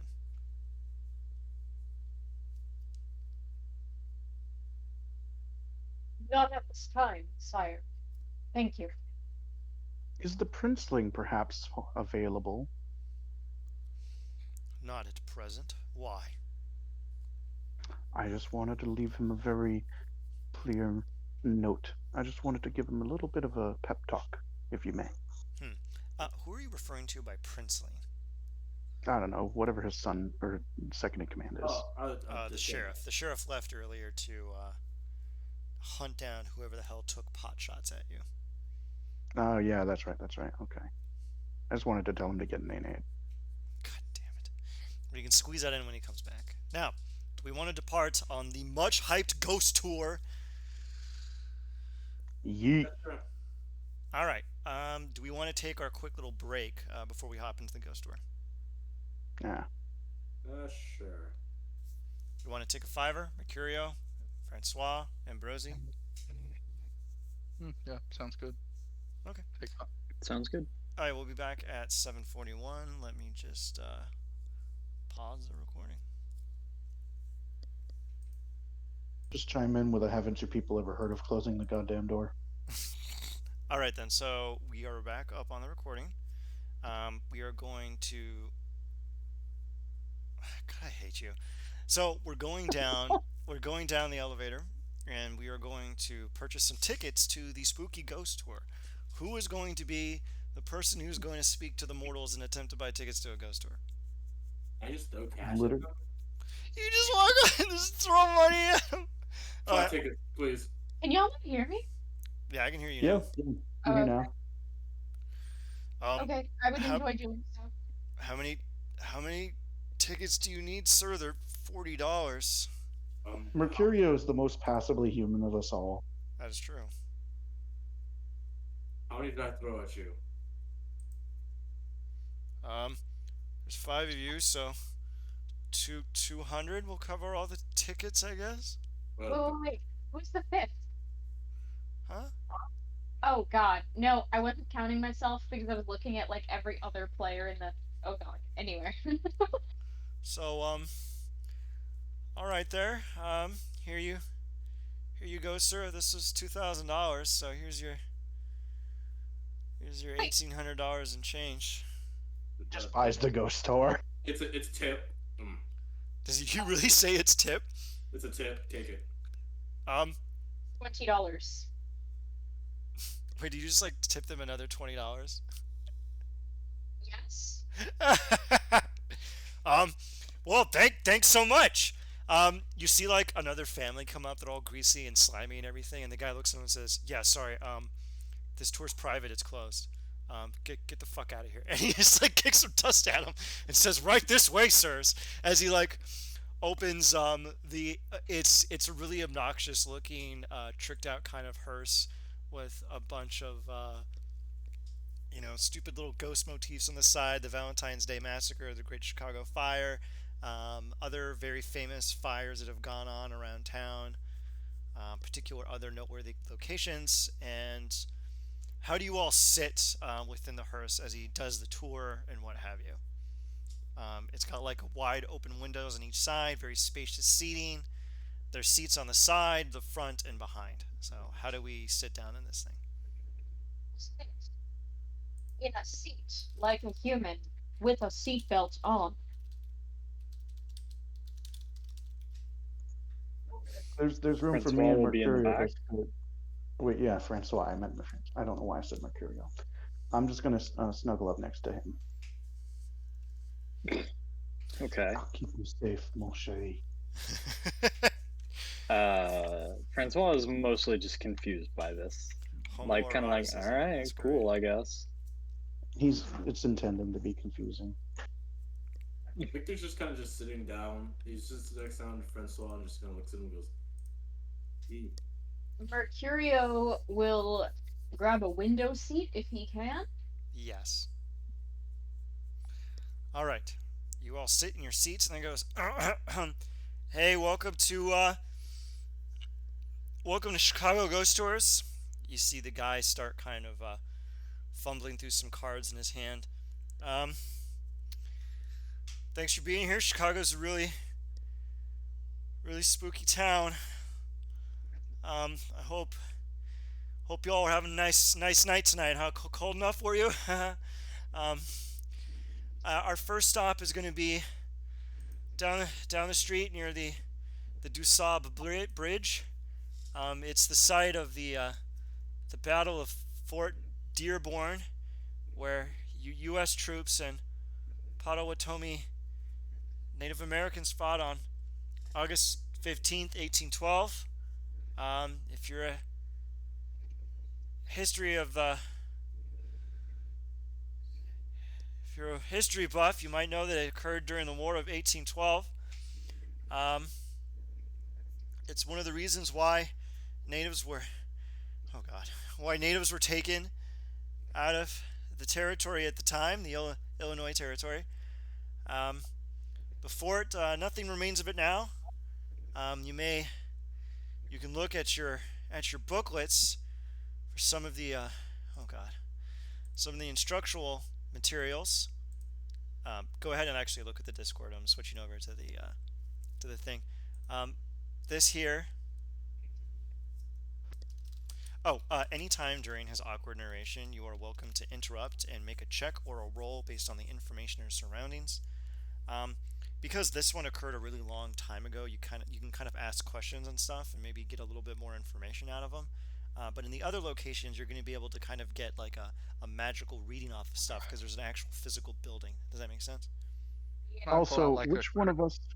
Go ahead. Sorry, can I quickly pull out like a crystal or something and say something to the effect of, "Yeah, I'm getting like a load of like bad vibes and stuff like that," while Get trying to some get bad a vibes. prospect.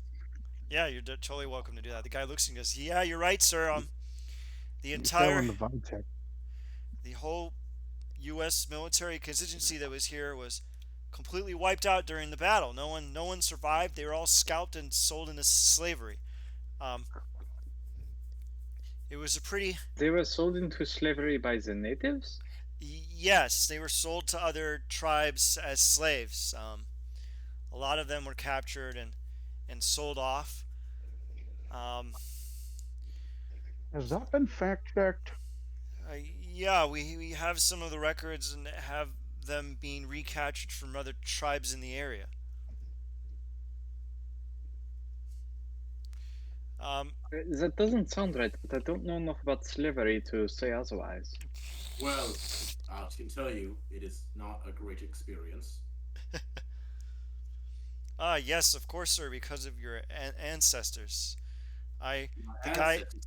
the guy takes his hat off and puts it on his chest. I greatly, because you just paid him $1,800. I greatly sympathize with the plights of Black Americans, and I am sorry for the struggles that you've had to undertake, sir. But he's Romanian. I'm gonna whisper "cuck" under my breath. I, it was not a very pleasant experience for my ancestors. Oh, also, if I may interject, is it Mercurio? At him. Wait, what? Nope. Go ahead. Go ahead. Oh, Mercurio's just gonna reach over and like very robotically put a hand on Victor's shoulder and pat him. um, Like, okay. there, buddy. I Yeah, ship it. I'm Oh fine. no, Jesus. I'm fine. I wasn't there. So, do any of the structures still remain? Physical buildings or No, other the visible artifacts the from this travesty? the fort was built on the banks of the river, and as you can see, we are now surrounded by downtown Chicago. There is no remnant of it. There was a small statue, as you can see in your materials, called the Black Partridge Saving Mrs. Helm. The sculpture was originally put down in 1893 and installed on the river, but it was moved sometime in the mid 1980s and has not been seen since. Many people speculate that it was stolen, and many people would argue, and if you turn your attention to the later part of the pamphlet, you will see some photographs that have been taken of strange apparitions around the statue. These photos aren't actually in there. If anyone wants to roll perception really quick in order to determine what they glance from the photographs of the river sculpture. Victor's gonna slowly look. Is gonna look at our brochure and go, "Are you getting anything from this?" You are welcome to roll Auspex Ambrosi, but actually, Victor, you would be the best poised to analyze these photographs. You are welcome to do investigation, awareness, whatever you see fit, occult. Um, I guess cult. No, I don't even have a cult. I don't even. Oh, I guess, sorry, you didn't. I I guess a started cult rolling and before you said intelligence. Victor needed to do it, so I thought we were all giving it a go. One. I just got one. All right. So, does anyone I'm else want to gonna. roll? Yeah, I just did. I'm just gonna guess like whisper into his ear. Give me, give me an Auspex Ambrosi. Okay, Auspex and what? Or just Auspex? I believe it's Auspex and intelligence. Yeah, Auspex and intelligence. You're going to attempt. Wow, look at that. You look at the photograph and see. You look at Victor's gaze as he looks upon the photographs, and you see a bewildering expression rise across his face. Something you haven't quite seen him do. You place your hand upon him and channel your inner eye, and you get the recollection that Victor has seen these strange shapes before, and they are not quite apparitions or ghosts, as the tour guide is making them out to be. Where have I seen these before? They look eerily, almost identical to the strange shapes and forms you saw in the surveillance footage from the explosion at the Russian biological, basically the Russian version of the CDC. He looks and he goes, "These are in Russia. These are in Russia."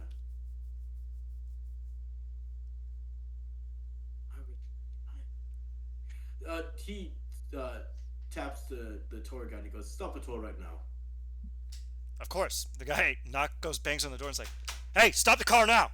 And he's like, "Hey, the boss says we don't." And then you see the guy just slip 100 in there, and the guy goes, "Yeah, you got it." And then he immediately stops the car. Explain this. What is this? Those are ghosts, sir. People have been taking photographs of strange kind of apparitions that have been appearing around the river over the past 100 years since the. I need details. What are these ghosts specifically? We don't know. Perhaps specters of the soldiers who died, specters of the natives who died here, defending their homeland. It could be anything. Does do you by chance have records of who took these photographs? I could get them for you after the tour. Would that be fine? Yeah, that's fine. Keep the tour going then. All right. You hear him bang on the door again. Victor is like quiet and he's just staring at the photos and just in pure bewilderment. Now, Ian. Yeah. Victor, as your sorry, go ahead. It's okay. I just want to ask here, who was it that I was like working with to divine stuff when we were at Werewolf Kaczynski? Was it Francois or It was Ambrosi. Ambrosi is basically the vampiric version of a psyker. So they're very good for little mind hacking stuff like that. Mercurio and Francois, do you have anything else that you would like to parse from the scene? Can y'all hear me? Francois is kind of. We can now. Francois has kind of. I don't know. Not been like he's not super into the tour at this point because he's pretty sure most of it's BS. Like I think that he was genuinely going in like, all right, let's see if we can learn some stuff. And then the guy was like, yeah, and then Native Americans sold settlers into slavery, and he was like, all right, I don't think this is for me. All right. Sus. And what about you, Mercurio? Right. All right. Can you say that again? No input at this time. Can y'all actually? I had to unplug and replug my mic again. You've been cutting in and out. Yeah, Crap. a lot. Yeah. Just if you don't get a response, just type something in chat and we'll pause, get you centered, and keep going. All right. That does explain why people keep talking over me and I keep getting confused though. All right then. Well, let's keep her trucking to the next location then, I guess. Let's see what we have here. Victor, as your therapist, if there's something you want to talk about afterwards, after this trip, I'm more than happy to help you work through it. You're not my therapist. I am not. All right. Next stop on our tour is, of course, as you may know, the Great Chicago Fire. As you can see on the page in your pamphlet, the area that is highlighted is the area that was destroyed by the fire in 1871. You may notice a small little red dot in the southern portion. That is the famous O'Leary farm where Mrs. O'Leary's cow knocked over the lantern. You see the guy kind of fumbling around with a few cards here and there. The fire was said to have started at 8:30 p.m. on October 8th over there at the O'Leary family farm. It's legendary that it's the cow, but we do know that it started in their lantern. You can see that it was the epicenter. Maybe some gamblers were in the shed. The thing that made the fire extremely devastating was that for some strange reason, Chicago at the time, 1871, was primarily made out of wood. The structures were overwhelmingly wood. And due to several miscommunications from the fire departments, the firefighters went to the wrong parts of the city in order to put out the fires, which caused them to spread even further, devastating the city. If you look to the next page, you will see a very famous painting, a illustration of the fire and people fleeing out of the city into the safer areas outside of it. Um, the fire took countless lives, 300, and burned over 2,000 acres. And did, in modern money, about $4.7 billion worth of damage.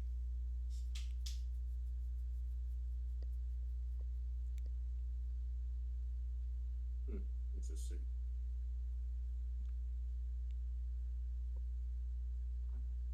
Hmm. Does anyone have any questions or anything for me about the fire?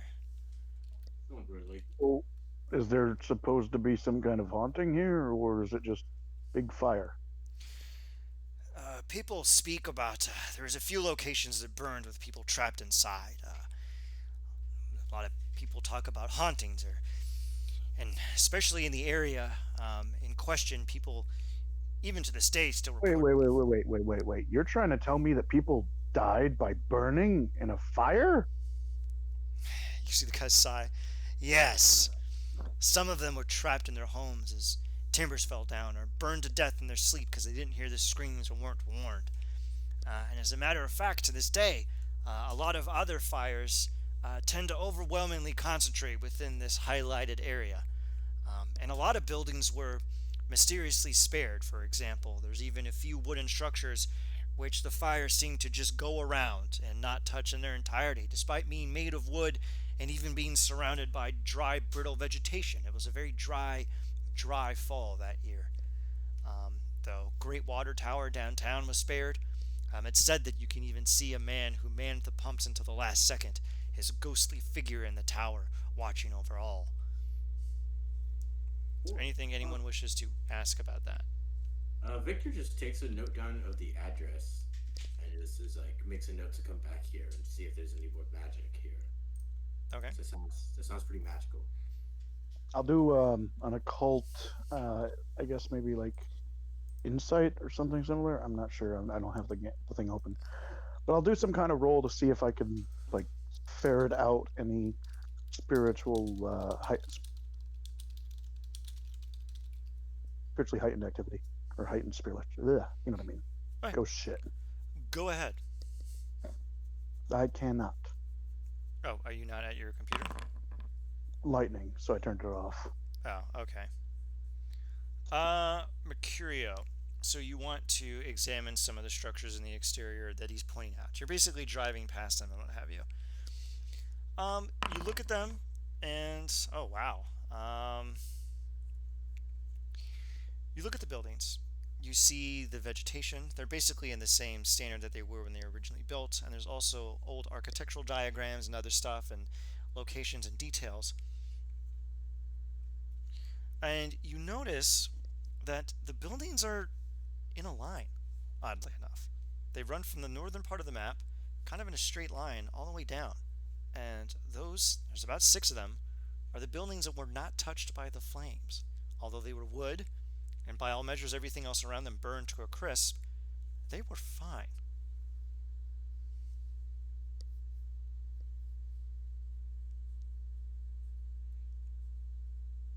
Alright then. Okay, and now, Paco, you wanted to roll occult and... Paco? Yeah, I'm not sure what would go well up. Is there like a perception stat or something like that? Wits. That is our default. Yeah. You got 4. Yeah. You're kind of tag teaming with Mercurio. I guess Mercurio and Paco are near one another, examining the materials that the guy has part of his presentation, and you reach the same conclusion, although a bit more astute. You see that it seems the buildings were built on what seems to be a kind of ley line. They were tapping into powerful wards, and that is what helped protect the buildings. Seeing as how they're all mapped in a straight line, and the areas that they are in are grids, you even notice that the parcels that they are on seem to have been purposefully put together so that they would be the same size as the ones, say, half a mile to the north or south. Someone went through a lot of effort to make sure these buildings stayed here where they were with the exact parcel size they were, and kept moving forward. You're onto something. This seems like a good spot to keep an eye on. All right. Now, is there anything anyone else wishes to investigate about the Great Chicago Fire? Can I try and do an Auspex thing with it, or? You'd have to get out and go to one of the locations. You are driving past them. Victor gave the guy so much money that you can basically tell him to stop and he will stop. Nah, it's fine. We'll just keep going like past it. Um, can I just try and look at it and see if I can see sort of into the past? You would have to physically stop in order to get a good grasp of a location like that. Your feet have to be on terra firma. You'd have to be at the Okay. location. Now, mind you, you're literally driving past some of them on occasion, like he's pointing them out. And actually, the first one he points out is in downtown Chicago, and it is a large skyscraper about maybe a quarter of a mile away from the Sears Tower and a half mile away from the main building where you meet the prince, his private suite. You look up and see that it is a modern skyscraper with a lot of offices and what have you, but the main thing that you note is that it is seems to be an advertising firm's modern headquarters. Would you want for him to stop so that you can get out and examine this building, or would you want to examine another building down the line?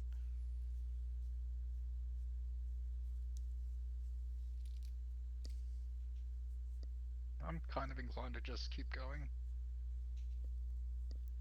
All right. Does anyone else wish to investigate the building, or are we just going to be doing a quick little drive-by? Francois, Mercurio, Paco, Victor.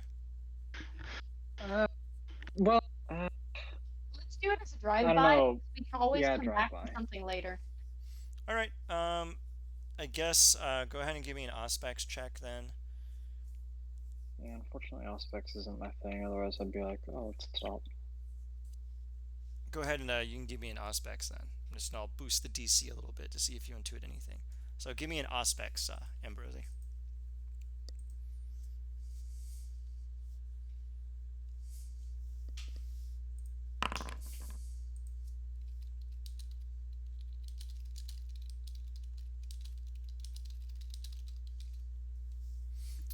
Not great. See what we have here. Yeah, that's tolerable. You can kind of intuit that there's still something actively protecting this building. You can sense that there's a presence, a kind of force, some kind of thin gossamer thing beyond your reach, but there's something there. If you had perhaps a more intimate grasp of the location or more time, you could potentially intuit what's going to happen. Is there anything else? Go ahead. Do I know how what is it? Mage magic feels like? Not necessarily, but you can tell here that there's something about it. Right. It's not like vampiric magic though, right? It's not. It's radically different from vampiric magic. Okay. Yeah, I'm just gonna write this down as a possible location. Okay. And like a bunch of circles. Okay. All right. Are we ready for the next location? Is there anything else we wish to harass the tour guide about?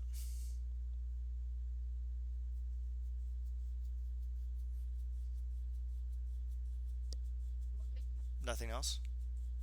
Mercurio, Francois, Paco, Victor, Ambrosi. I'm fine. I'm good. All right.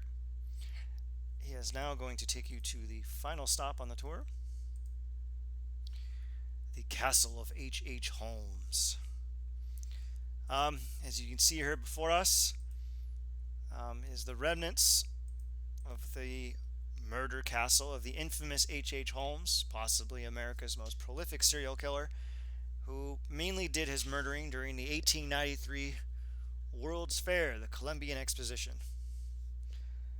He was a legendary defrauder, a licensed physician who attended the University of Michigan, a drugstore owner, a charlatan, a thief, and a murderer. His murder spree lasted years and years and years. He confessed to 27 murders. The location here, it is said that in the dead of night, you can occasionally hear the screams and the tormented moans of those victims who had to be punished within his horrible maze of a castle with chutes that led into the basement, racks upon which their bodies could be stretched, and all kinds of gruesome. Hey, look at that! Nice drop there. And all kinds of gruesome and horrifying phantasms.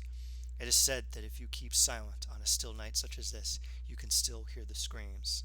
He then proceeds to roll down the window, and then he pushes like a little button, and you hear a really chintzy, terrible scream kind of occur in the background, like "Oh God, no!" which is obviously in some terrible audio video setup that they put inside the tour vehicle. Um, you are welcome to laugh openly at this or react appropriately. Victor goes, I did not pay you money to make jokes. Yes, sir. The guy immediately cuts off the That recording. was hilarious. He doesn't pay me money to make jokes either, but I still do. You're all right, lad. Gotta raise up I'm your gonna kings. whisper to Mercurio. I was like, did you know this poser? Mercurio did not actually laugh. He just said to Victor, "Shut up. These jokes are hilarious." I'm sorry, I keep getting fucking confused. I meant to say Francois. I'm sorry, Mercurio. No, Is Francois the one Francois. that's living in Chicago for a while? Francois has been living there for a while. Yeah. Yes, I meant to whisper to you, like, did you know this poser? Oh, the World Fair guy. I don't remember if Francois' backstory has him here for the World's Fair. I don't think you were. No, I don't think so. He was not here yet. All right. Out of this place. You just like outwardly talking about how you're like, Kinda oh, I talking wasn't to here that in tour guide now. 1893. Is it still in the original construction? Yes, some of the building still remains intact. As you can see here, this is an old mock-up. It's had a few renovations and passed a few hands. The building has a private tour of some of the lower areas and whatnot that costs a pretty penny. But aside from that, there's not much left of the original location that you can see as it was in 1893. Francois is gonna kind of like elbow nudge. Hey. Who was it that paid for the tour? Victor. Just kind of elbow nudge Victor, like, hey. What, Francois? It might be fun to go into the building and take a look around, no? Poor guy, can you stop and take a 20-minute break? You've earned it. You got it, boss. He pulls over. He hands him another $100 bill. I understand if this is, messing up your schedule and all. Oh no, it's fine. I can accommodate a client's needs. We'll just sit here and have a smoke. Go ahead and have a walk around the building. We'll be waiting here for you. Perfect. And you never saw us get out of the tour car. What are you talking about? You were here the entire time. Slips him another $200 bill. A $200 bill? He's like, hey, this is fake. Like, Wait a minute. He slipped in $200 more. All right. He takes some money and lets you out of the car and gives you a wink and turns off some of the equipment inside. And Slipped him four $25 bills. All right. So you are now in the exterior of H.H. Holmes's murder castle. In real life, it doesn't actually exist. It was bulldozed a million years ago. But in my alt reality, the divergence occurred, and his castle is still here. Because I think it would be. Was that what caused the divergence? Yes. It diverged, and when the murder castle was not destroyed in 1896. All right. You're in the exterior of the murder castle. You can see that the tours have shuttered for the day. They stop at about 5 o'clock. The building doesn't seem to have any outward security or anything else. What would we like to do? Is the front door open? door is locked. Could I just kind of, touch the stone walls and just like auspex it? Yeah, Can I Let's pick the see. lock? yeah, you can also do that too. Hey, can you roll it for me? I don't know what that'd be dexterity and like what, thievery or stealth? Uh, huh. It's larceny. Oh yeah, there's a larceny skill. Where the fuck is larceny? Hmm. You're not skilled in larceny, so we're just gonna do larceny plus dexterity. And that was a 1. You managed to jam a paperclip in there, and that's about it. You didn't successfully open it. And Brozy, what was your auspex for touching the building? A Let's see. 3. What happens if, no, Oh, that was just the rousing. okay. Go ahead and give me the holy shit. Uh, all right. So, Yeah, and Mr. Brozy, Holmes is with us tonight. what do you wish to take from the building? What are you trying to hone in here? What I'm particularly trying to hone in on is, well, relate like how this building relates to the mages, if at all. Like what its kind of like history was, You like place your what. hand upon the stone and open your third eye, and you find yourself in the dusty room as you see H. Holmes pressing his blade underneath someone's sternum, cracking it, and proceeding to splay open their corpse as he begins to mangle and take them apart, slowly placing their organs into various jars. Do you want to do. Jorgens. Huh? Jorgens. Jorgens, God, I hate you. And as he is preparing these organs and whatnot, you find yourself watching him for what feels like a few hours as he meticulously takes the body apart. You eventually see a specter in a corner, a shimmering haze, a kind of smoky cloud that eventually coalesces into a man. The man looks at Holmes and says, I believe you know that this is not the way to accomplish the great task, my dear brother. You see him, H. Holmes stops putting the organs into little jars and turns around and says, and how else would you expect me to cull the herd? Am I to use dynamite? I believe you know things are more potent the longer it takes them to die. And there is magic trapped within this flesh, and I am going to find it. I think you know the spark has been waning for quite some time. The man scoffs and says, Ha!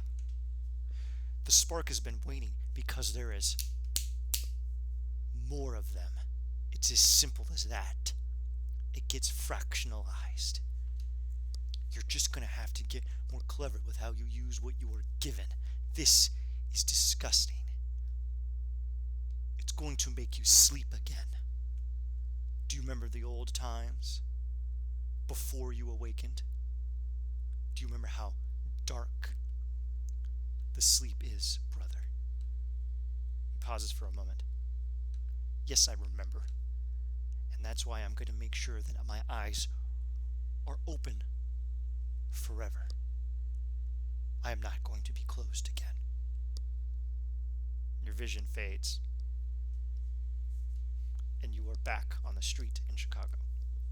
Do any of them look like the Tremere leader? Give me a quick little. The premier. Give me a perception check. Let me see how you would do that. Awareness. Let's see what we got here. Give me an awareness, intelligence. Just physically remembering what they look like and mapping it. You have a honed intellect and a keen awareness. Neither of these men are familiar. At least technically H. Holmes is familiar. You're aware of him. But the other was strange, difficult to parse, almost inscrutable. Even the memory of him upon this place seemed to have been altered or tainted. There's something here preventing you from glimpsing too far into what happened. Interesting. Hmm. Do you like Francois? Victor. I know you've lived in Chicago for a while. How familiar are you with Mr. Holmes and his companion? I was not aware he had a companion, to be honest. Do I know him at all? Is H.H. Holmes like a known vampire in this universe? No. He's not canonically a vampire. Was he like an important political figure at any point in time? No. He was just a middling serial killer as far as the public knows. Just serial killer. Yeah, then he probably wouldn't know shit about him then. That's your Well, understanding. okay, yeah, yeah. Okay, it seems that someone has attempted to at least erase the companion. Perhaps they're related to the mages.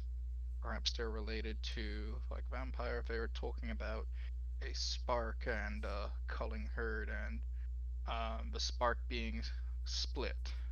Um, I'm not familiar, like, I'm not familiar with any sparks, so perhaps it is something to do with the mages.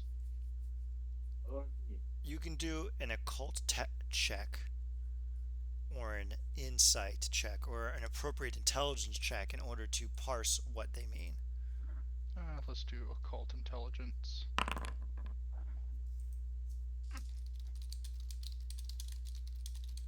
Oh, that wasn't very good.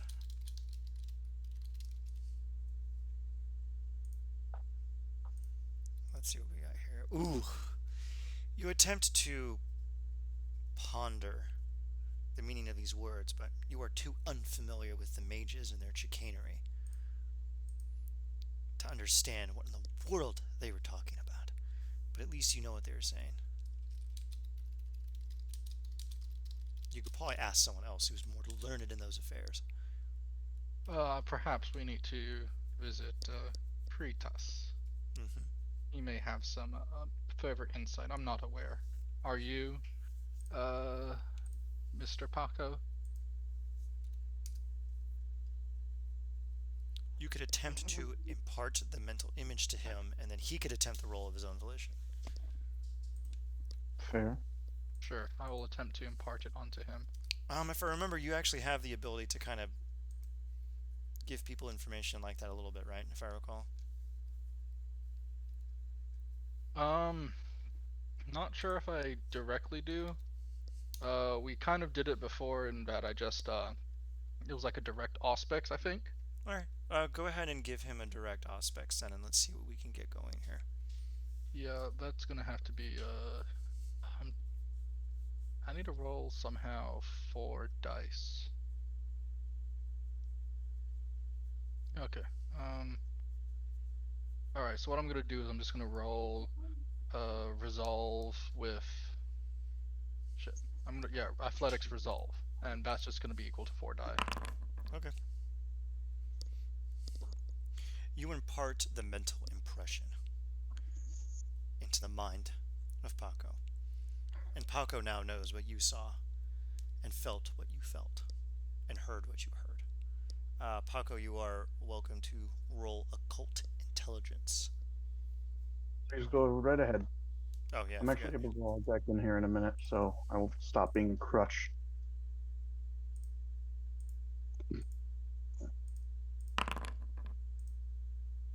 Wow. Nice. Nice, dude. Got a critical success. Thank you. I'm very proud of my rolls. You think about the spark and whatnot, and awakening and sleeping, and recall that mages consider that the people who do not have access to their magical capacity are asleep, and when they awaken, a spark within them rises up. When you think about culling and fractional, and there's more of them, you reach a conclusion that there seem to be positing a rather strange theory that's been largely discredited, that the amount of magic available in the aether is finite, and it is necessarily proportional to the number of people available and the number of people who are awakened. And technically, all humans, non-supernatural, vampires are excluded and werewolves are excluded, have this potential, and So that they want to cull the herd in order to keep their power consolidated. yes, Ah. they want to ensure that there is a greater concentration of people. There's a greater concentration of them in an area and less others to taint the pool. Um, you recall this being discredited. You remember reading some older texts on this a few centuries ago, but you haven't heard of it in quite some time. The ever encroaching advancement of medical technology and large stable governments and international alliances in medical technology has caused humans to explode in such a way, yet magic continues to occur. Um, but you don't know enough about it to think if maybe, maybe they are right. We just can't see it. Bless you. That's you. But you don't have the requisite understanding of mages and their arcana to give a clear answer as to this thesis.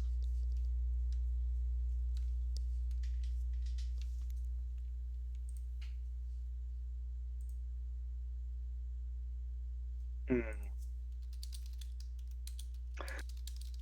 I I would expect then that our best course of action would be to try to catch them here. Perhaps some surveillance? This place is a place of power for them. They may not still use it, but something tells me that they will.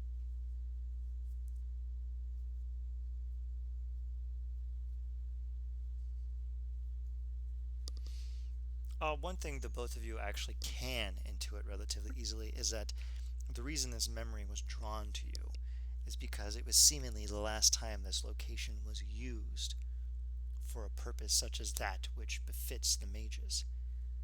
They haven't been here in over 120 years.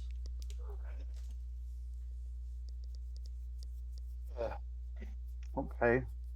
Oh, I'm wrong.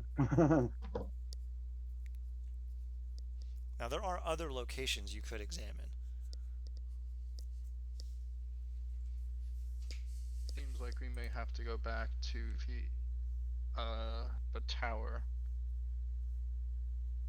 For whatever reason, you know, yeah, that one seems to have that one seems to have a strong uh protection on it, but we can perhaps visit it at the end of the tour with less prying eyes.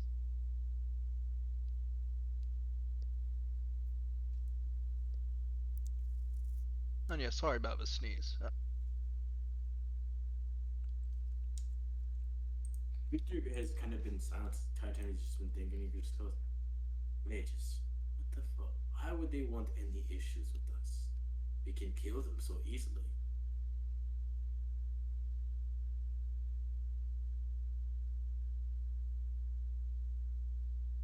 I'm sure they get Perhaps so. you can kill them easily, but do not speak for the rest of us. Think about it this way: we all can heal from our wounds very quickly. We all have the strength of 10 men, even the weakest of us. Most vampires, there are plenty of vampires much stronger than me that could slaughter hundreds of them. And they're being mighty bold by planning out a whole wide guess a genocide of our people? Or genocide of people? Why would they risk it? They know. It doesn't make any sense.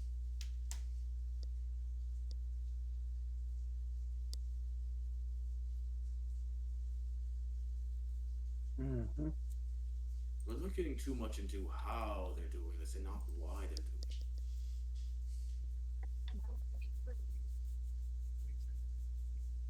But I fear we have no answers. No fallible answers for the latter question. I guess so. It just doesn't make any sense to me. They must have something up their sleeves to deal with us, specifically. If they're being so bold.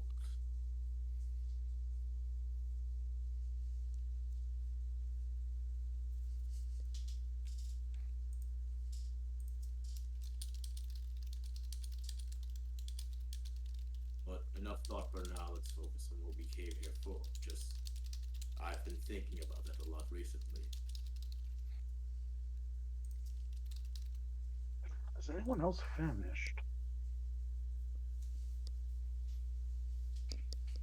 Yeah, I can live. Indeed. We should find blood.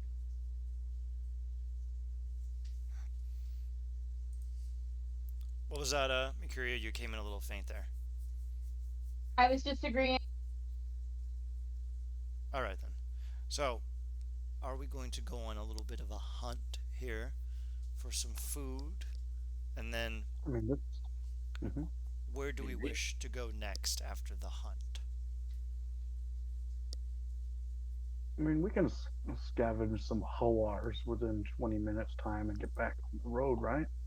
Yeah, honestly, I'll have it be some pretty quick rolls so we can get back into the meat of it. So I guess we'll start from the top to see how we're going to hunt. We'll resolve it pretty quickly, and then when we get back to the fray. Now, I imagine that we're probably going to want to investigate another one of the ley line buildings. Sure. What was that, Mercurio? Certainly. I can't understand you at all. You're coming in really faint and garbled. Okay, then. Now, all right.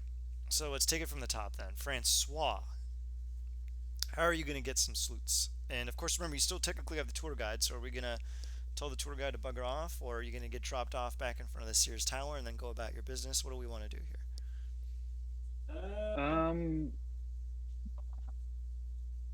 I mean, Francois would honestly probably just go back to his club. All Like, right. all right, well, let's go get some drinks, and invites everyone else along, of course. Is that going to be the play then? Return to the club. It's always the play. All right. You ask them to drop you off at the club, and they're like, "Hell yeah," because you tipped them $1,820. Um, they drop you off in front of the club. It's happening. It's about 1 in the morning. It's approaching kind of the nearly the death knell mark. You are obviously allowed in post haste.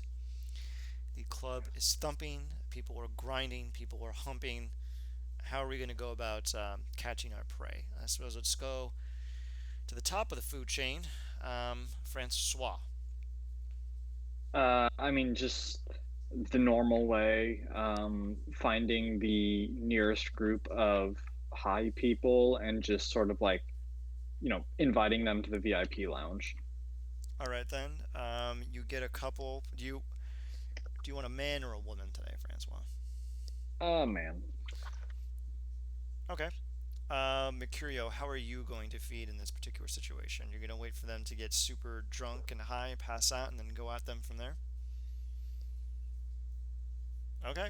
So Mercurio and Francois have their delightful dining experience. Ambrosi, how are you going to get your kicks on Route 66? I think we're a little far from Arizona now, aren't we? Yeah, I know. I'm just. I was just gonna head back to my temple thing. That's my ground where I feed. So Alright. You see Ambrosi skulk into the night to go feed from his illustrious cult. Now, Victor, Paco, I'm terrified what you two morons are going to get up to. Now, Victor's just gonna abstain from feeding because he can't eat anybody here. alright then. And Paco. Unless there's a vampire around. Is there a vampire around? No. Victor, Victor, Victor. You saved my life. We can share a little bit. I'll get my fill, you get your fill. Let's go have a party. Well, I mean, I can only feed on the undead, so, you know. He. Oh yeah, and of course, and it's not like I'm not a corpse. Right. I almost forgot about that. He's just so lively. Okay, so I take it everyone gets their fill and we reconnoiter relatively soon. Where? Um, I guess. I don't know. I guess you just read back outside. Victor will just call one of the ghouls to come pick them up. Okay. Uh, Ambrosi, I take it you get perhaps a faint feeling that you need to be out front of the club?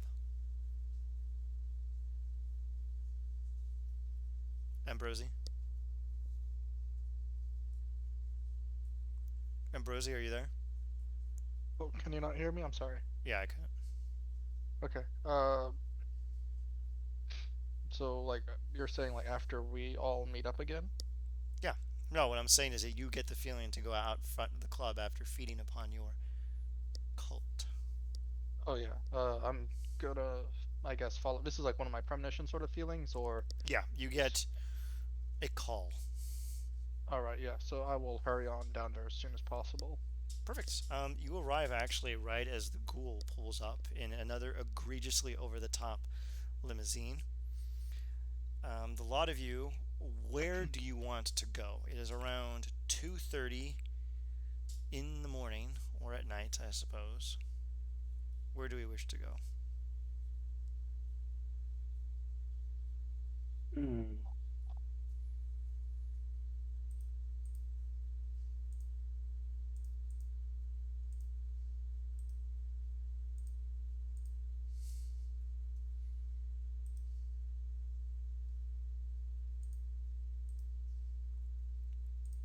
So is Victor's place suddenly safe now? Again, or as safe as it was before? Mm, We've already been there. Apparently, we went back for some reason. Wait, were you guys attacked in my house? they were attacked outside in public. Oh, okay. Yeah, but like we knew we were being followed. Like I know who we are, but then we went back to your house, so I guess it's fine again. And if it is, I'm gonna go spend the night. I mean, my house is like under 24-hour security by ghouls designed for fighting and guns. It's Okay. pretty well protected. Now, Yeah, you gotta have a little. You gotta have like local little military if you want to get to Victor, cause then you have to go through Victor also. now, what do we want to investigate another ley line building? It's only 2 o'clock at night. You have another 3 hours before the sun rises. Yeah, but like I feel like if you go get fuck with the ley line, it might be a magical situation, and 3 hours is not a. Well, I Alright. mean, if we can investigate, like find them, uh, kind of head back the next night. Yeah, true. Yeah, I mean, there's an entire row of ley line buildings, so we might as well just go by one. Alright. So we're going to do a quick investigation of the other 5 buildings. Uh, Investigation to see what to do further, right? Yep. Mm-hmm. yeah, I'd say. Actually, that doesn't sound like too bad of a plan. Okay. The first location after the H.H. Holmes house is, oddly enough, the current location for Wrigley Field. For what? Wrigley Field? Yep. The baseball stadium in Chicago. Home of the Cubs. I mean, Wrigley Field. It seems. Oh, Emilio, you're like hot micing and making a bunch of noise. Oh, sorry, my bad. The next building to the north of the H.H. Holmes house is Wrigley Field. You cross reference the architecture and everything else, and it seems that the building was removed a very long time ago and was replaced with Wrigley Field. Okay. What would we like to do here?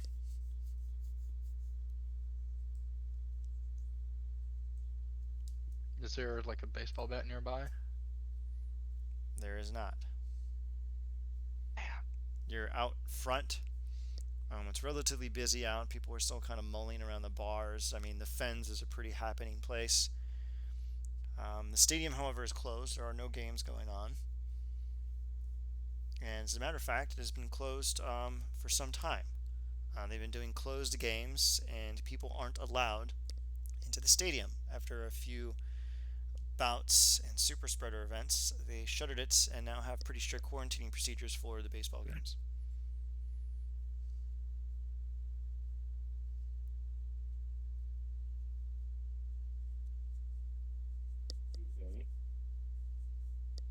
So I guess it should be pretty easy for us to get in there, right?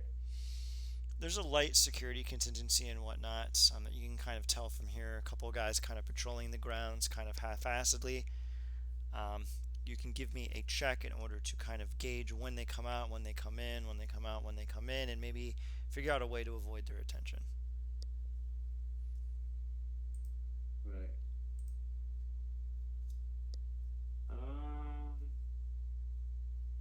I mean, this isn't really Victor's case. This sounds like more like Paco's game. Does anyone else have any other way they'd like to? Anyone want to assist and figure out how to enter into the location? I mean, what are the most obvious options? Based on your interpretation of the map and everything else, the wooden structure used to be in the middle of the field itself. So if you want to get the strongest read, you would have to be in the dead center of the stadium, which is bathed in bright fluorescent stadium lights. It would be difficult to get in there unseen while the lights are active. So the obvious course of action is to get rid of the lights and avoid the guards. So there are guards. Okay. Yes. Can I get the attention of one of the guards and use dominate? Just like how would you want to do that? Could do like a celebrity sort of appearance, like, hey, this guy is a celebrity that's supposed to, be filming like a tea game, like, or something like that. So turn off the lights, Yeah, I am famous. Oh, Yeah, actually, I am too. Actually, both of you are, so theoretically you could. There's a guard that's kind of at the front of the stadium, kind of manning a little booth. Would you want to go get his attention? How do you wish to approach the situation? Yes, I do. Is that, did I use dominate correctly there? Yep. I believe he now has to make a. Hold on a second. Let me double check dominate really quick to see what I have to roll in contravention. It says it in the roll. It says it in the skill that you use here. But like, if they're immortal, they don't really get to fight back again. They have to kind of know it's there. Here, 1 second. Son of a bitch. What is it? That's me.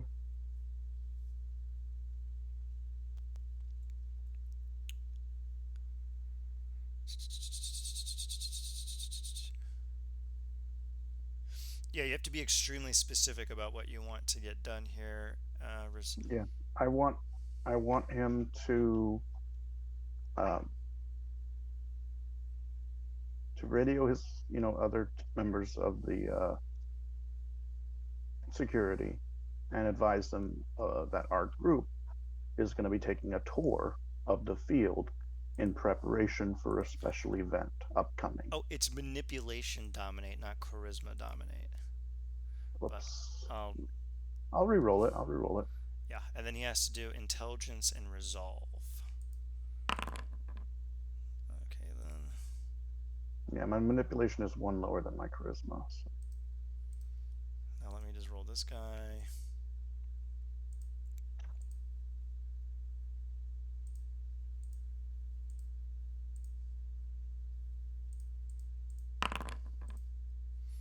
Yeah, you succeed. What command do you wish to issue?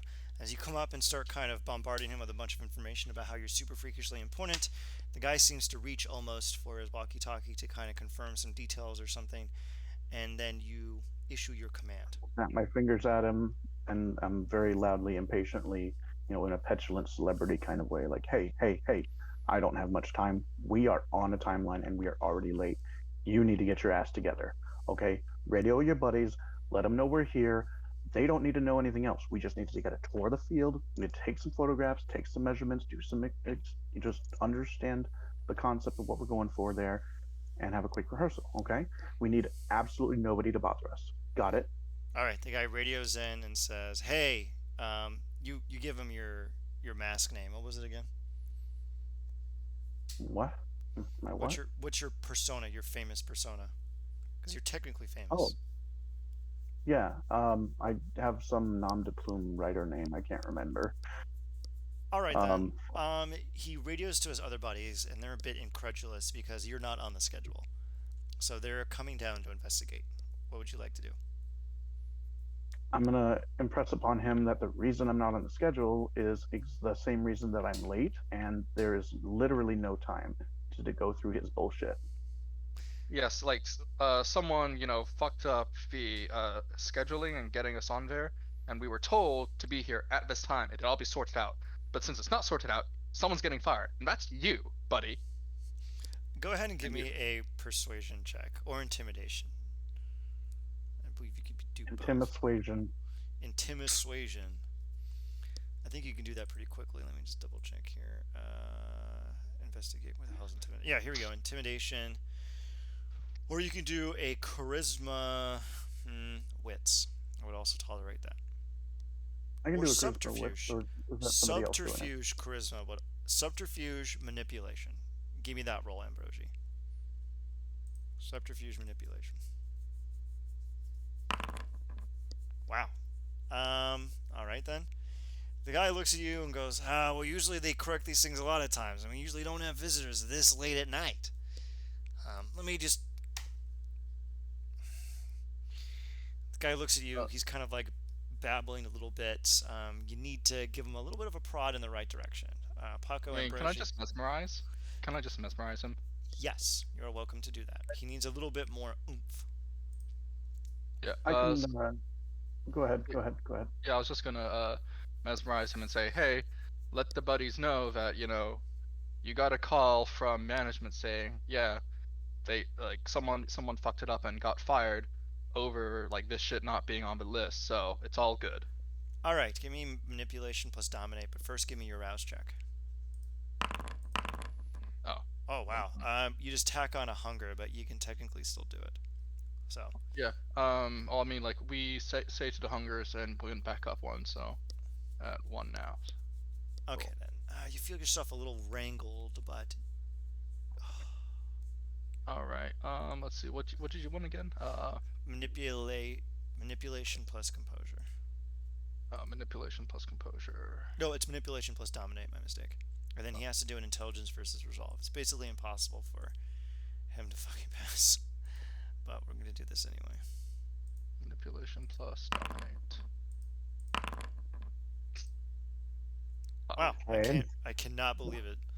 So one question. let me jump in here. Oh, I go have a ahead. Go question. ahead. I thought mortals couldn't withstand mesmerize if they were unaware. Yeah, if they're unaware of the spell of it being cast, then it doesn't. Yeah, let me read this really quick. Yeah, but if it does go to shit, my idea here is to try and like get a peek at any like information or itineraries he might have in there to help, try to point out. Oh, interesting. I see it. Yeah, you automatically pass then. Yeah, Oh, sweet. good, good, good. Luck. All right. He immediately radios in and says, "Oh, hey, never mind that. I'm seeing a note here. It says that the boss called in to handle the situation. You all just keep clear of the VIP and whatnot. Somebody got canned for this. We need these jobs, right?" And you hear a kind of muffled, "Yeah. All right, we'll stay clear."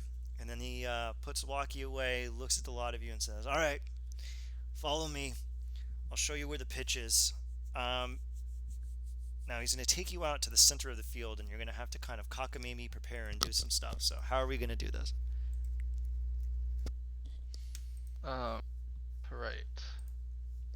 I will, I guess, like walk into the center with Paco and just force a auspex. All right, go ahead.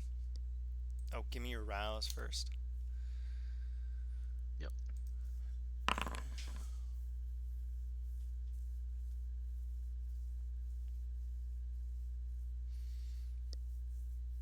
Okay, let's see what we got here. The fuck? What is with today?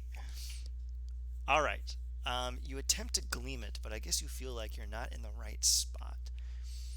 It's too sparse. Whatever it is, it looks like the imprint isn't here necessarily. You get the feeling that whatever is happening here happened somewhere else.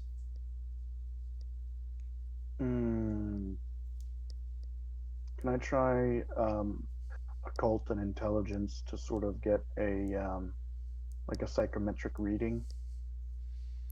Yes, you'd have to have Ambrosi impart the information to you using Auspex. So if you wish to give him your insight so that he can better intuit an occult check. Holy shit. I will do that. Alright, give me another rouse and then give me your. Okay, you successfully roused. Now go ahead and give me your. It's successfully aroused. I'll be quiet. Go ahead and give me your Like just straight Auspex or Auspex. Auspex and intelligence. Okay, let's see. Let's make sure this doesn't cock up. Oh! Okay, that's more like it. That's more fucking like it. You center into your perceptions and try to hone in, and you impart upon yourself and Paco greater information than you initially gleaned. You get the feeling that although the building was here in the center, you get the feeling that there is something. Both of you, Ambrosi and Paco, understand that there's something major going on here, but it seems to be spread so relatively evenly across the stadium that you're going to have to figure out where they do whatever it is they do here and do the aspects there in order to really figure out what's going on. You get the feeling that they're doing something broad spectrum, like whatever occurs in the stadium is itself magic, and you get the feeling, reasonably, that it's probably occurring during ball games. So there's something that they're doing during the ball games that's very important to the mages.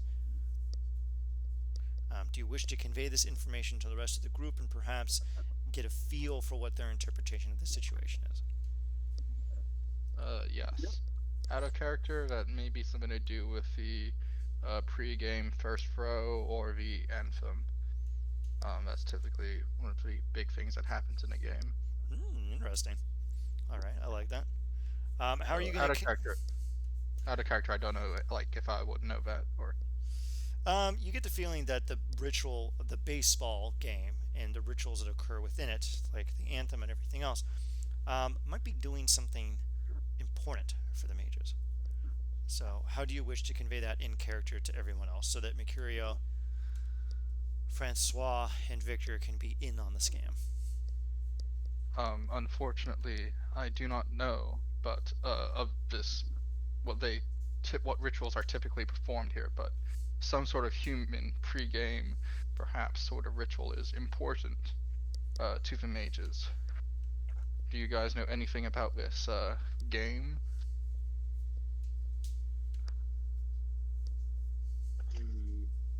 That's If any of you guys can sing the national anthem, that'd be great.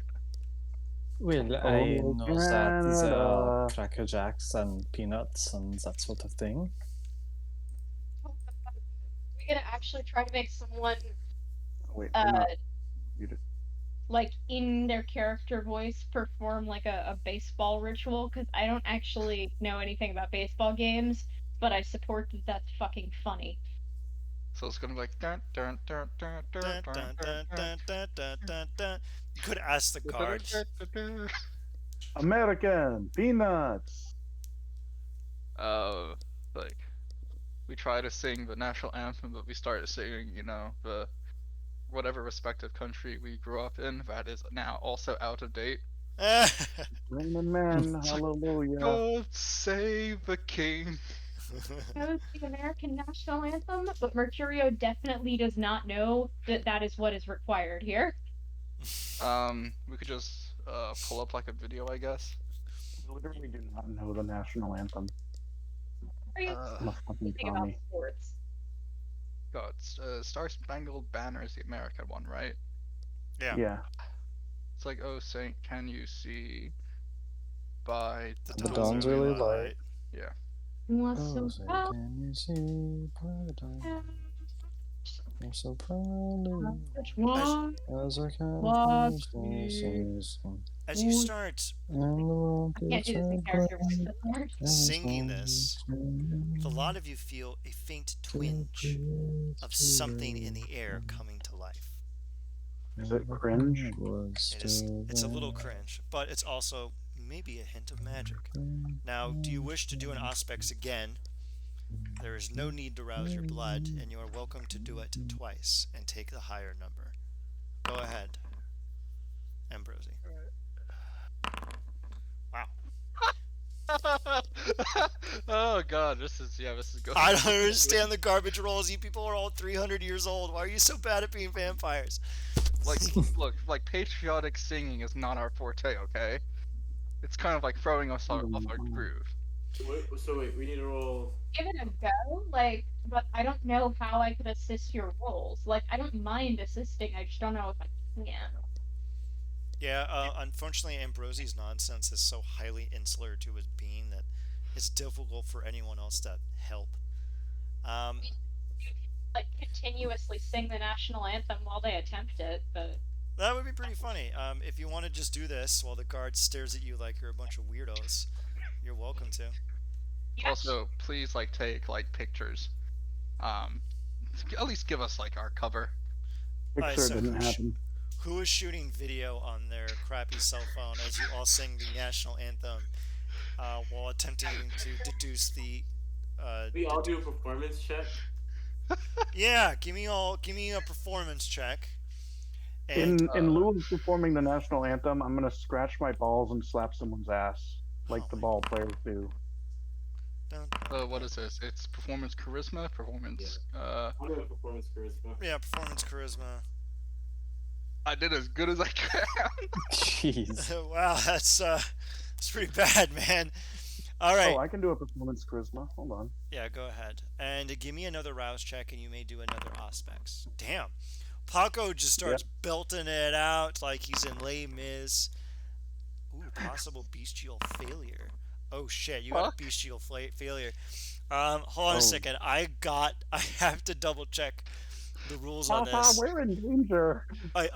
No one say okay, let me just look up bestial failure. Okay, yeah. Let me just keep. Okay, that was 3 in a row, or like that was like 3 in a row. Wow. I don't know. If... You get a freebie because you're an ancillary, and you mucked up your freebie, and you mucked up the other one, and you got a bestial failure. Yeah. No, like something's just not right with rolling. Like the last 2, just ignore them completely. All right, let's see what we got here. Okay. Do you, like, seriously, do you want to, like, actually try leaving and, like, rebooting your computer and, like, reconnecting? Because this is starting to get, highly improbable. I mean, sometimes this will just happen. We're gonna roll with the bestial failures, so let me just look up the rules on it really quick. But you're welcome to leave and come back while I look up the rule. Yeah. Well, I'm also wondering like how a salubri bestial failure looks like, especially I'm trying like when I put like points into gold conduit and shit. I'm pretty sure all these guards are gonna die. Yeah, this is bad. I was just looking at this. Hold on a second. It's like I also have almost no strength, guys.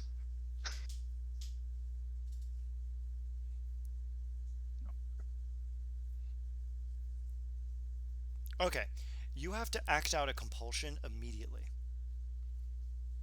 Yeah, this is bad. Compulsion being like something you choose, or you have your own defined compulsions that you made during character creation, and you have to act it out immediately. So, what compulsions did you give Ambrosi? Oh crap! It's not listed on here. Let's see. Got the Clan Bane, touchstones and convictions. Oh crap!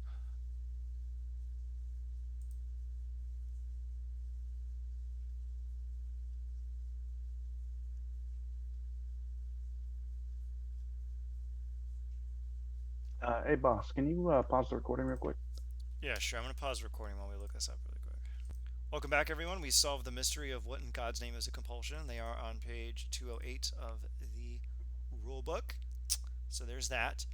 Our Salabri friend here has found himself driven towards excessive empathy towards a person and their coterie. Would you care to take us away, Ambrosi, as you feel the beast swell up within you?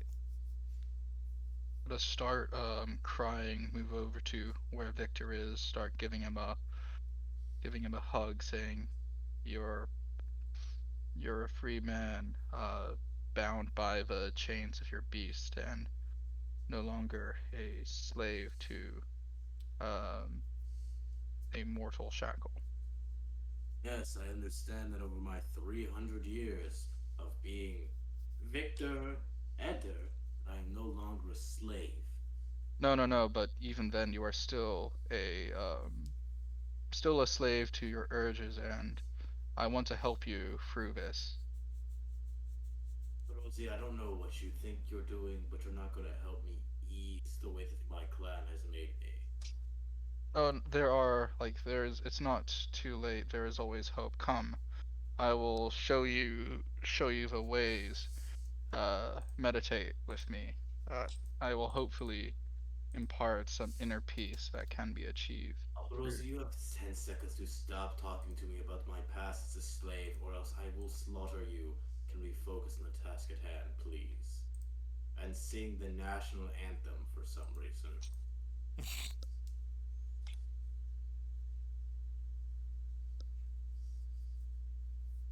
The task at hand isn't as important as the human or inhuman condition. Without like you being like at the peak, we will have difficulty, and this is deeply troubling. This I know. I feel how deeply this troubles you, and I wish to bring you some peace and help you help you through this. Oh, your experiences have truly been horrific. It is almost unimaginable.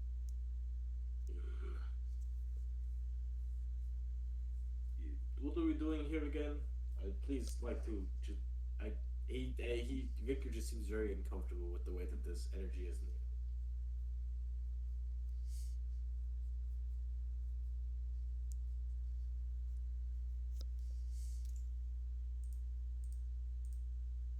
Does anyone else have anything to say about the strange going ons between Ambrosi and Victor? My typical sarcastic cynicism.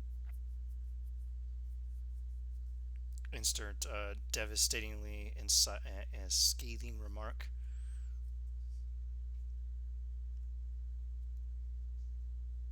I'm sure we'll all have time for a good cry once this is all done. But at the current time, gentlemen, there is an extinction level event threatening our kind. May we carry on? Only wants to talk about my past, it's Ambrosi. Hmm. But I'm sorry that you don't understand that the extinction of event is, sad and devastating, but it is not now, it is not current, it is not currently, what this poor man is going through. It's Neither is Jim Crow. Focus.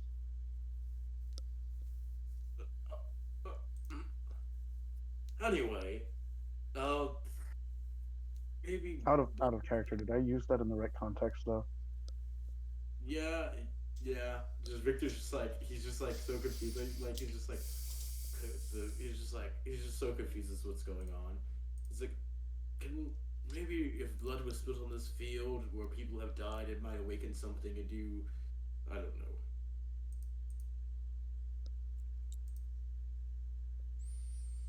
Hmm. All right, what's the approach we want to take with the scene? You could continue attempting to sing the national anthem. Victor's just gonna like take out a knife and cut his hand and just drip it on the field in front of Ambrosi and see that if that maybe awakens one of his premonitions. Maybe some demented ritual was committed on this field. As your blood falls upon the grass, the drops sink into the earth and the grass begins to blacken. And it begins to spread outwards as more and more grass grows dead and cold and lifeless, and it begins to spread almost like a wildfire across the field with increasing pace until within the span of a few seconds all of the grass is dead. Dude, you And then, vonneguted the grass. yeah, does my blood normally do that? This is a distinctly uncharacteristic phenomenon. See, look, now we can move on to something else. Investigate that. What is that?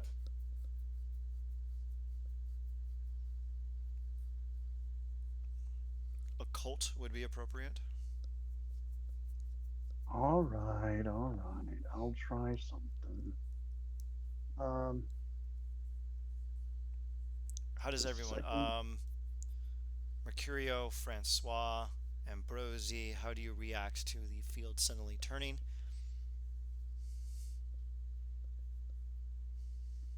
See how the Concern. field. Mercury will Okay, you're I glance around to see uh, basically whether or not the guards are going to be about to be a problem. Glancing around, seeing what they've noticed, keeping an eye. okay. You see the guards start to murmur about what the hell, what's going on down there, and you hear them kind of blasting away on the guy's walkie-talkie. And I'm as you gonna can, shout at them. huh? Sorry. I'm sorry. I didn't realize you were done. Go ahead. Go ahead. Go ahead. And as you see them kind of start to rise into a crescendo of fear and confusion, you see. I want everyone to give me an awareness. Can I also shout at them because I specifically asked them for no interference or observation? You are welcome to. I need Thank everyone to you. give me an awareness resolve check or awareness intelligence.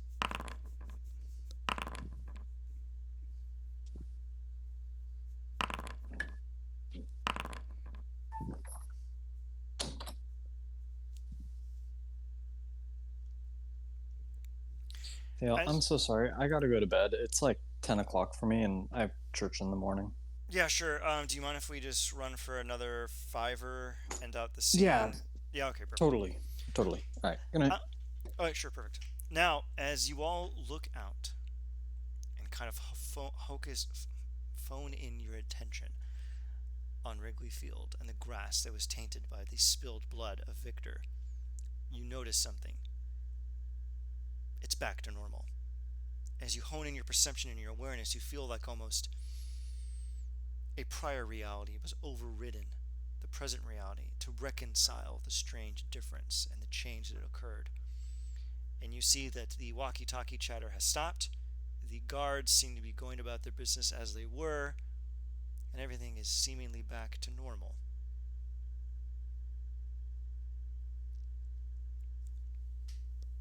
Well, that was unpleasant. Now, Paco, for your occult check in reference to this particular incident, it occurred while you were doing it, and your awareness and everything else, you determine that the magic that the mages have cast here reconciled that strange adulteration and made reality map on to what the guards are expected to see. It's like a strange magical failsafe. But you don't know what caused Victor's blood to create that reaction. That's beyond you for the time being. Okay, so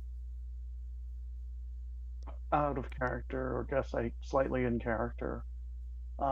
I read this as some sort of gateway to alternate reality or dimension that they're trying to help manifest. Am I accurate there, or would my character feel that might be accurate? The way magic works with the mages thing, which is something you're vaguely aware of, is that magic has to fit within reality. If someone who is not aware of magic sees it and they can immediately reconcile it as a logical thing, then that's fine. It creates stability. But if they see magic and they can't reconcile it, that causes something called paradox. You can see here that the magic craft is so fine tuned that they figured out a way, at least here, to reconcile away paradox by making reality map on to what the guards are accustomed to seeing. They I might have, would be accustomed to seeing. yeah. Yeah. So at present, Victor's blood caused the grass to die. We don't know why. The grass suddenly dying is very, very strange. It's paradoxical. And so the magic contained herein within Wrigley Field fit reality to be logical to the guards again. Because of your supernatural nature, you weren't affected by it, but you saw it happen. But because you are creatures of undeath, doesn't necessarily create paradox. You are not mortals. So you just witnessed something reset itself. And as far as the magic is concerned, you're not here. Okay, then. Now, I suppose we'll run for another few minutes. What else do we wish to explore here in Wrigley Stadium? Is there anything else we want to kind of sink our teeth into? What's the angle here? Should we wait until next time with Francois? We've been going on for like 3 Yeah. hours. Yeah, true. This is about the time I wanted to end. I told you this one would be a little bit longer. Well, perfect, everybody. Congratulations. You kind of got a grasp of what the mage's angle is. Let me just quickly look up and tell you when the heck we're meeting next. Not until the 31st. July 31st will be our next session. I imagine for next session we're going to be investigating the other locations and kind of making plans to hone in on where the hell they are, what the hell they're doing, and beat the shit out of them, right? Yeah. I'm gonna slide them with swords. Alright, A perfect. bunch of swords. Alright, so go ahead and send me your plans for next session. SJ, I can see you talking, but I can't hear you. What are you saying? You can, yeah, go ahead and just type it there. I'm gonna get you a new headset. We're going to get you a new headset tomorrow. Alright, let me close out the session. Congrats, everybody. You can take your 1 XP. Feel free. Don't spend it all in one place. Oh, really? Okay, then we'll talk about when the next session is going to be occurring. Okay, we can technically do it on Sunday because I'm not running my Tontine game that day. So we're fine. Alright, well, congrats, everybody. Thank you for participating. I know it was a little longer than usual, but we had to get into the thick of it. And I'm glad we got the return of Paco and Victor.